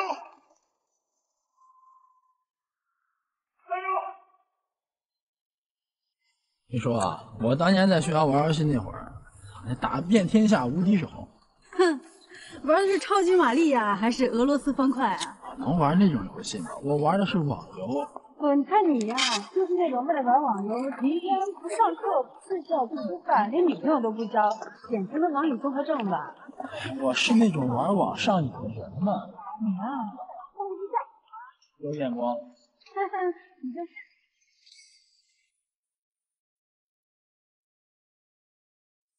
陆云，你给我站住！你跑不了！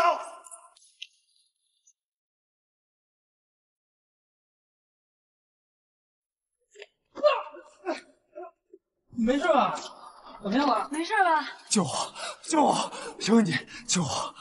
陆云，你跑不了！哎，你给我回去！这干嘛？这什么情况啊？什么情况这是？啊，这是我们学校的学生，我是他老师。啊，对了，我是这个启航康复学校的老师。网瘾犯了，又想往出跑呢。哦，看来又是一个跟你当年一样的学生，人老师还挺负责任的。不，事情不是这样的，你听我说，不是这样的。郭云，你别说了啊，你是不是因为网瘾犯了才被学校退学的？是这样吗？是吗？同学，你这样就不对了，赶紧跟你老师回去吧，去吧。跟我回去吧啊，走吧。啊，谢谢啊。我就要去启朗学校了。就是一个大好青年被网瘾给耽误了，看看人家老师多负责任。这大好青年也得有自己业余生活呀。行了，走吧。怎么了？这什么呀？那小子给留的礼物。走。进来。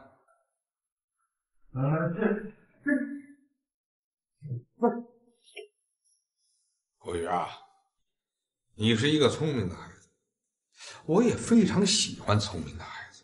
可是这聪明的孩子犯了错误，他也得认错，是不是？反正被你们抓了，想怎么样，随便吧。郭宇啊，我们是正规的网瘾康复学校，你要相信我们啊！你说你考个大学容易吗？就因为上网玩游戏得了网瘾，被学校给劝退，多可惜呀！啊！再说了，也是你父母委托我们帮你戒掉网瘾的，这为了你的父母，你也应该努力呀！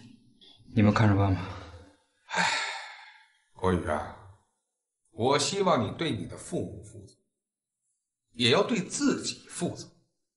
啊，那个魏老师啊，先带郭宇回寝室吧。走啊，走，回寝室。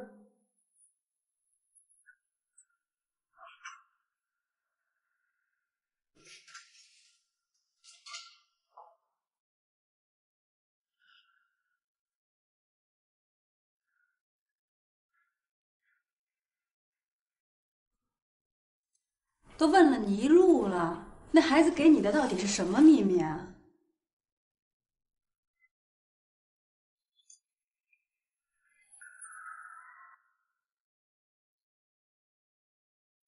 骷髅郭宇，启航学校，什么意思啊？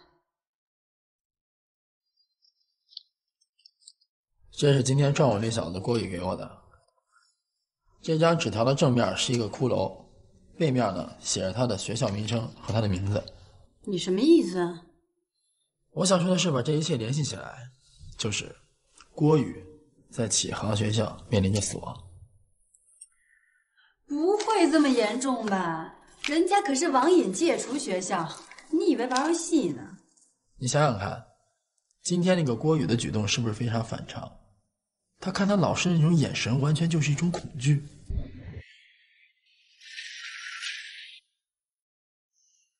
学生怕老师那是自古有之，至不至于这么大惊小怪啊。是，学生怕老师是不至于那么大惊小怪。可是这张纸条怎么解释？这纸条上面的骷髅又怎么解释？还有，郭宇今天最后那声大叫，这一切加起来，你不觉得很奇怪吗？这么想的话是挺奇怪的，可问题是这种事儿跟咱们有什么关系啊？红琴，你知不知道网瘾戒除也许会是一个很好的新闻选题？网瘾你懂不懂？当然了，网瘾是由于长时间的或者习惯性的沉浸于网络时空当中，对互联网产生了相当的依赖，以至于达到了痴迷的程度，而无法自我解脱的心理状态和行为状态。另外，由于在互联网上花费的时间过多，而损害了现实生活当中的人际关系以及学业事业，这就是网瘾。哟，还挺专业的吧？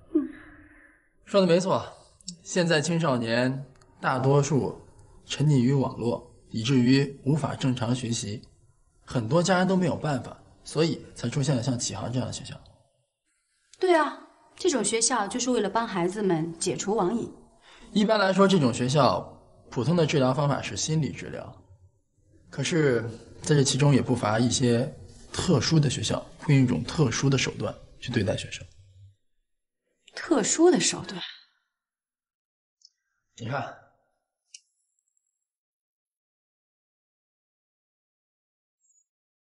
经过所谓治疗的青少年，往往在生理和心理上都受到巨大创伤，甚至导致家庭关系破裂或被治疗者非正常死亡。这类不良网戒机构也存在着违法犯罪行为，如非法行医、非法监禁、故意伤害等等。一方面，中国对国内网瘾治疗行业的发展缺乏管理，此类治疗机构泛滥；另一方面，家长在家庭教育方面的无能，也助长了此类机构的肆意妄为。中国山东省有一家由杨永信开办的机构，声称可以通过电击来治疗青少年上网成瘾。事件在讨论区内引起激烈的回响。广州某心理医院网瘾治疗中心也使用过电击治疗。一名16岁男生邓森山于2009年8月2日凌晨在医院不治身亡。广州励志青少年成长辅导中心数名所谓辅导教师涉嫌将其殴打致死。啊，这样戒除网瘾？没错，这些不法经营者经常采用暴力甚至是药物，对这些孩子实施威胁和洗脑。这些孩子基本是过着被软禁的生活，长期以往，虽然网是戒了，可人傻了。这哪里是戒网瘾呢？这是让一个正常人脑部出问题，或者导致心理疾病。有病的人当然不会去上网了。没错。那你是怀疑启航学校就是这样的一所学校？这个嘛，很有可能。要知道，这个行业利润很大，很多人会为了这个利益，什么事都可以做得出来。而且，这样吧，咱们先看一看关于启航学校的信息。好。赵明亮和天元科贸的故事终于告一段落了。袁旭在蓝天的配合下查清了事情的真相，那就是赵明亮的确在说谎，他利用自己新闻记者的权利，在做着损害他人利益的事情。不过法网恢恢，疏而不漏，任凭他的手段再高明，总是会露出马脚的。更何况一个没有职业操守的害群之马，早晚都会被清理出局。赵明亮的事件过后，袁旭和童心本以为能够好好的休息一下，可谁也没有想到，接下来又一起突发事件发生了。一位从天而降的神秘学生，一位举止怪异的特殊老师，一份充满隐秘的礼物，一张画着骷髅头像的纸币，还有一所特殊的学校。而且这一切都指向了当下最令众多家长头疼，更是在广大青少年群体中极度扩散的一种病毒——网瘾。那么这到底是怎么回事呢？整起事件又是如何展开的？我们一起进入这个惊心动魄、令人瞠目结舌的特别事件。刘凯，我给你送回去了。走。我看那个郭宇啊，得认真对待，不能让他再跑。你放心吧，我肯定按照规定严格执行。我想要不中间的治疗先放一放再说，直接对他实行最后阶段治疗。这个不好吧？我觉得还是再缓一缓，毕竟上次……也好。不过如果这小子要是再逃跑，咱们直接对他实行最后阶段疗法。好。来，你看，我刚才搜了一下启航的信息，包括启航学校、网瘾，但上面写的全都是成功的案例，一条负面新闻都没有。那也就是说，启航学校没有问题喽？我看这是他们刻意在维护自己的名声，所以把所有的负面消息都给删除了。我想，咱们应该调查一下，这绝对是个很好的新闻选题。好啊，可问题是，咱们一点线索都没有啊。童静，看这个。你看你现在不是状态不错吗？是吗？那还真得谢谢你们。当然，如果我们的治疗有了初步效果的话，你就可以回学校去上课了。不过，你要是属于那种根深蒂固类型的，那我们就会使用最终的终极疗法。不，老师，我觉得我已经好很多了，求您千万别使用重剂疗了。好了，不过你要是不总逃跑的话，你放心，魏老师，我保证我再也不逃跑了。非常好啊，好好学啊。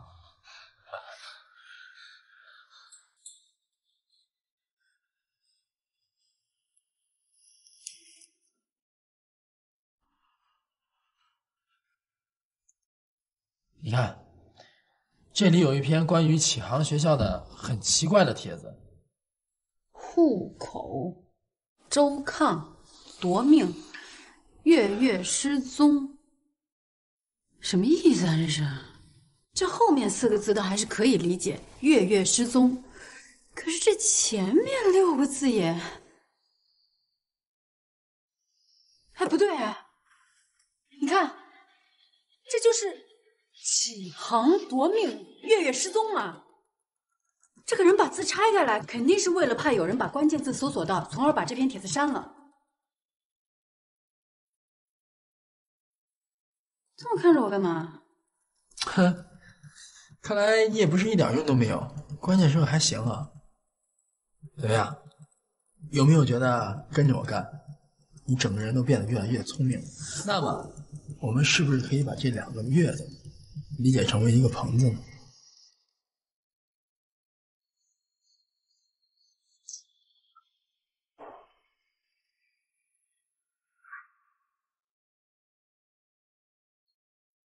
怎么样，像有网瘾的吗？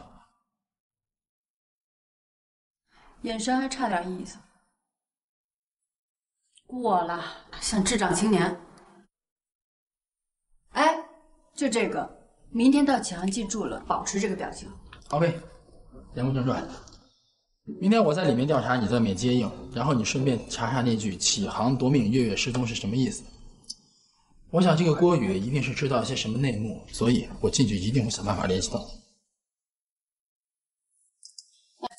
他。来，手机、微型摄像机，这些一进去一定就要隐藏好，还有你自己要注意安全，别回头把自己也给整失踪了。切，我亲自出马是给他面子，这个世界上能让我失踪的人，除了你这个女魔头，还有第2个吗？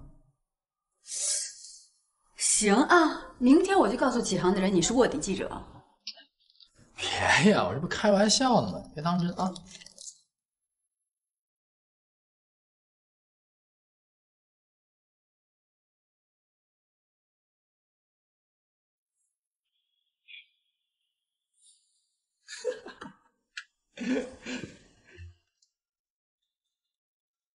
进来。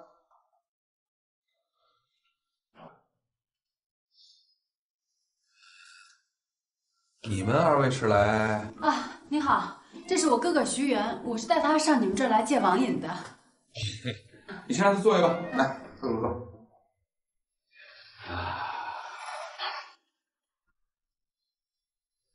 哦，这个他都有什么症状啊？哦，他呀，他就是特别爱上网打游戏，为了这个呀，工作也丢了，媳妇儿也丢了，家也没了，然后父母也抛弃了，工作也丢了。哦，对了，他最近啊还新添了一个手乱抖的毛病，吃饭还往外漏。手哆嗦？对，你看他这手啊，只要一不在键盘上，就老爱哆嗦。这个他这是典型的网瘾症啊。不过小姑娘，你可要心里做好准备啊。哦，对了，我姓齐，我是这家学校的主任。哦，齐主任，你好，你好。啊，你好。行，反正把他放在你们这儿我就放心了。他要是不好好戒呢，你就可劲儿教育他啊。好。那我哥就拜托咱们启航学校了啊。你放心吧，给这个网瘾症患者去除病痛，那是我们义不容辞的责任啊。那个什么，这儿有一个合同啊，你签个字，然后呢，把你哥哥留下就没事了啊。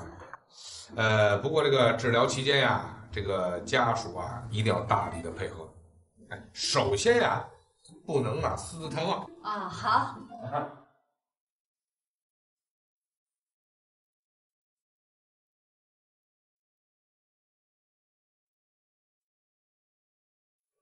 哎，好。那齐主任，那我哥哥就拜托您多照顾了。好，你放心吧。哥，好好听主任的话啊。那我就先走了。好，您慢走。哎，好。您放送了。好嘞，慢走啊。哎。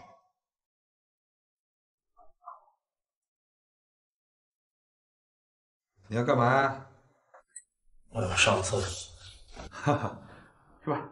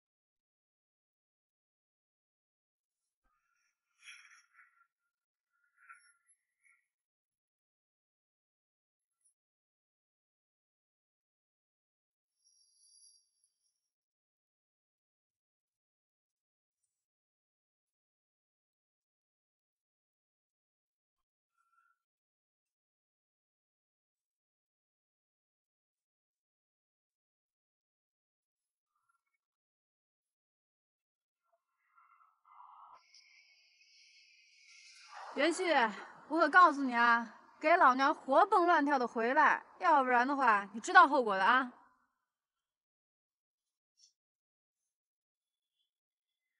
雪儿啊，这位是夏老师，就是你以后的辅导老师。以后有什么事儿呢，你可以直接找夏老师。既然进了我们学校，就要守我们学校的纪律。每个学员呢都有独立的房间，不准私自外出，也不准私自散步。不管你去哪儿，都要先通报你的辅导老师啊。还有就是你进到房间以后，我们会把门锁上。那我怎么上厕所呀？肖老师，老师会陪你去的。徐主任。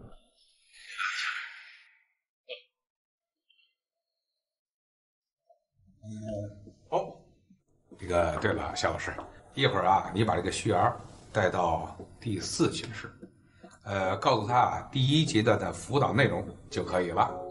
顺便呢，把他的通讯器材还有电子邮件收上啊。好的。走。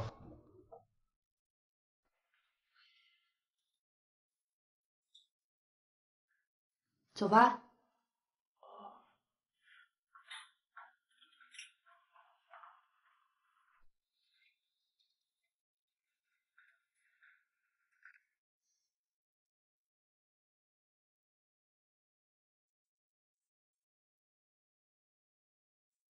对不起，您拨打的用户暂时无法接通，请稍后再拨。Sorry。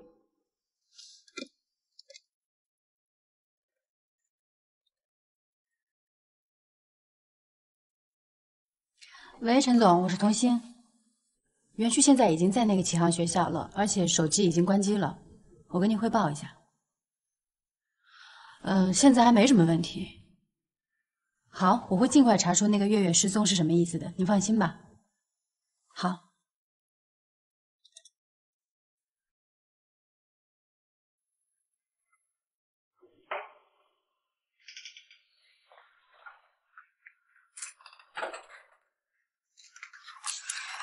徐岩同学，我们要做的呢，就是每天100个俯卧撑，100个仰卧起坐，100个立定跳远。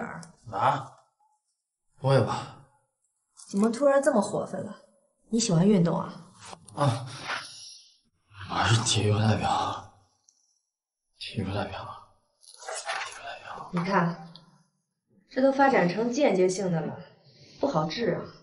从现在开始呢，这儿就是你的家了，我们呢就是你的亲人，以后我们说什么呢，你都得听。你想想，亲人会害你吗？那好，从现在开始，为了你的未来，就先从100个仰卧起坐开始吧。来。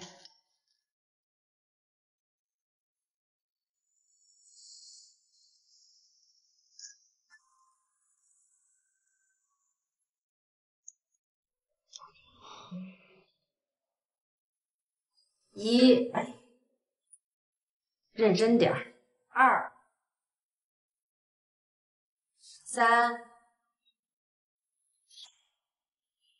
4、5。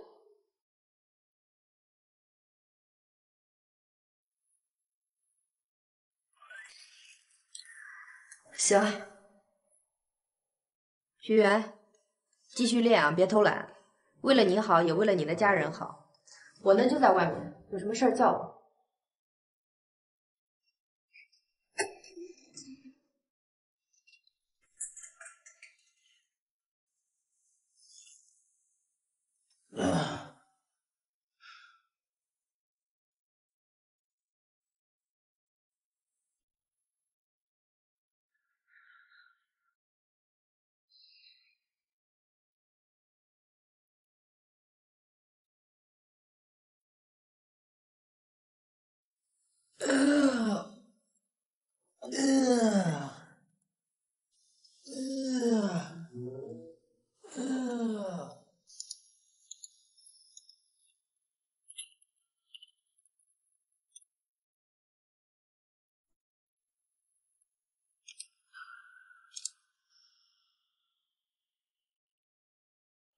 齐主任，学员已经开始做辅助训练了。他是一个人一房间吗？对的。可千万不要再说郭宇那样的事情，否则的话会出问题。您就放心吧。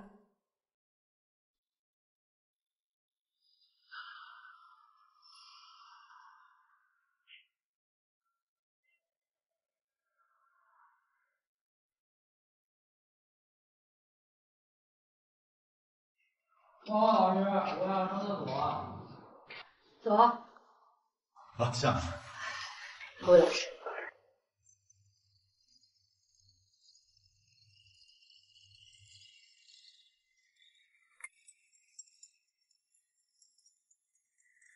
老师，我要上最近的厕所，现在要，以后一直都要。你戒网瘾戒傻了吧你？啊？哎，往右拐，一直走到头，是最近的吗？哦，好像是啊。胡说什么呢？走走走走走。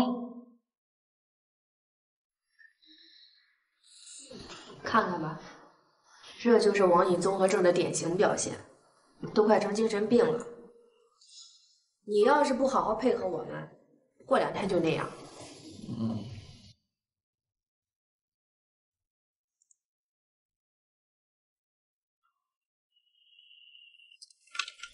喂，啊，蓝天哥，有什么消息了吗？你找到那个奇怪帖子发帖人的联系方式了 ？QQ 号码可靠吗？好，你说，我记一下。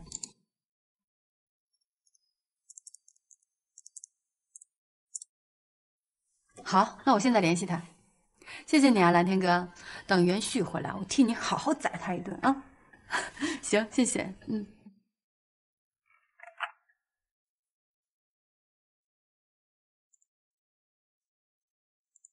元旭按照计划进入了启航学校的内部，开始暗访工作。启航学校的齐主任好像还不错，对人的态度也还算和蔼可亲。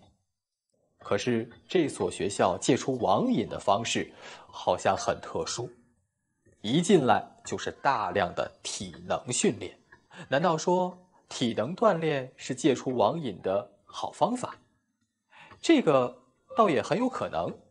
因为做好任何事情的基础就是有一个好的身体。有网瘾的孩子光顾着盯着电脑了，缺乏锻炼，加强体育锻炼也算是合情合理的。到目前为止，袁旭并没有发现启航学校的异常。那么，会不会是郭宇留下的信息被误解了呢？而且，一所专门治疗网瘾的学校，既然能够正常的运转，就说明还是有一定效果的，肯定也是帮助不少家长解决了孩子戒除网瘾的问题。可是，事实真的是这样的话，那个启航夺命的帖子又作何解释呢？为何这里的学生都是充满着恐惧呢？还有，那个失踪的孩子又是怎么回事？难道说这所专门戒除网瘾的学校真的存在着什么重大的问题吗？如果真是如此的话，接下来等待袁旭的又会是什么呢？是幸运地查出所有的真相，还是一场惊心动魄的对峙呢？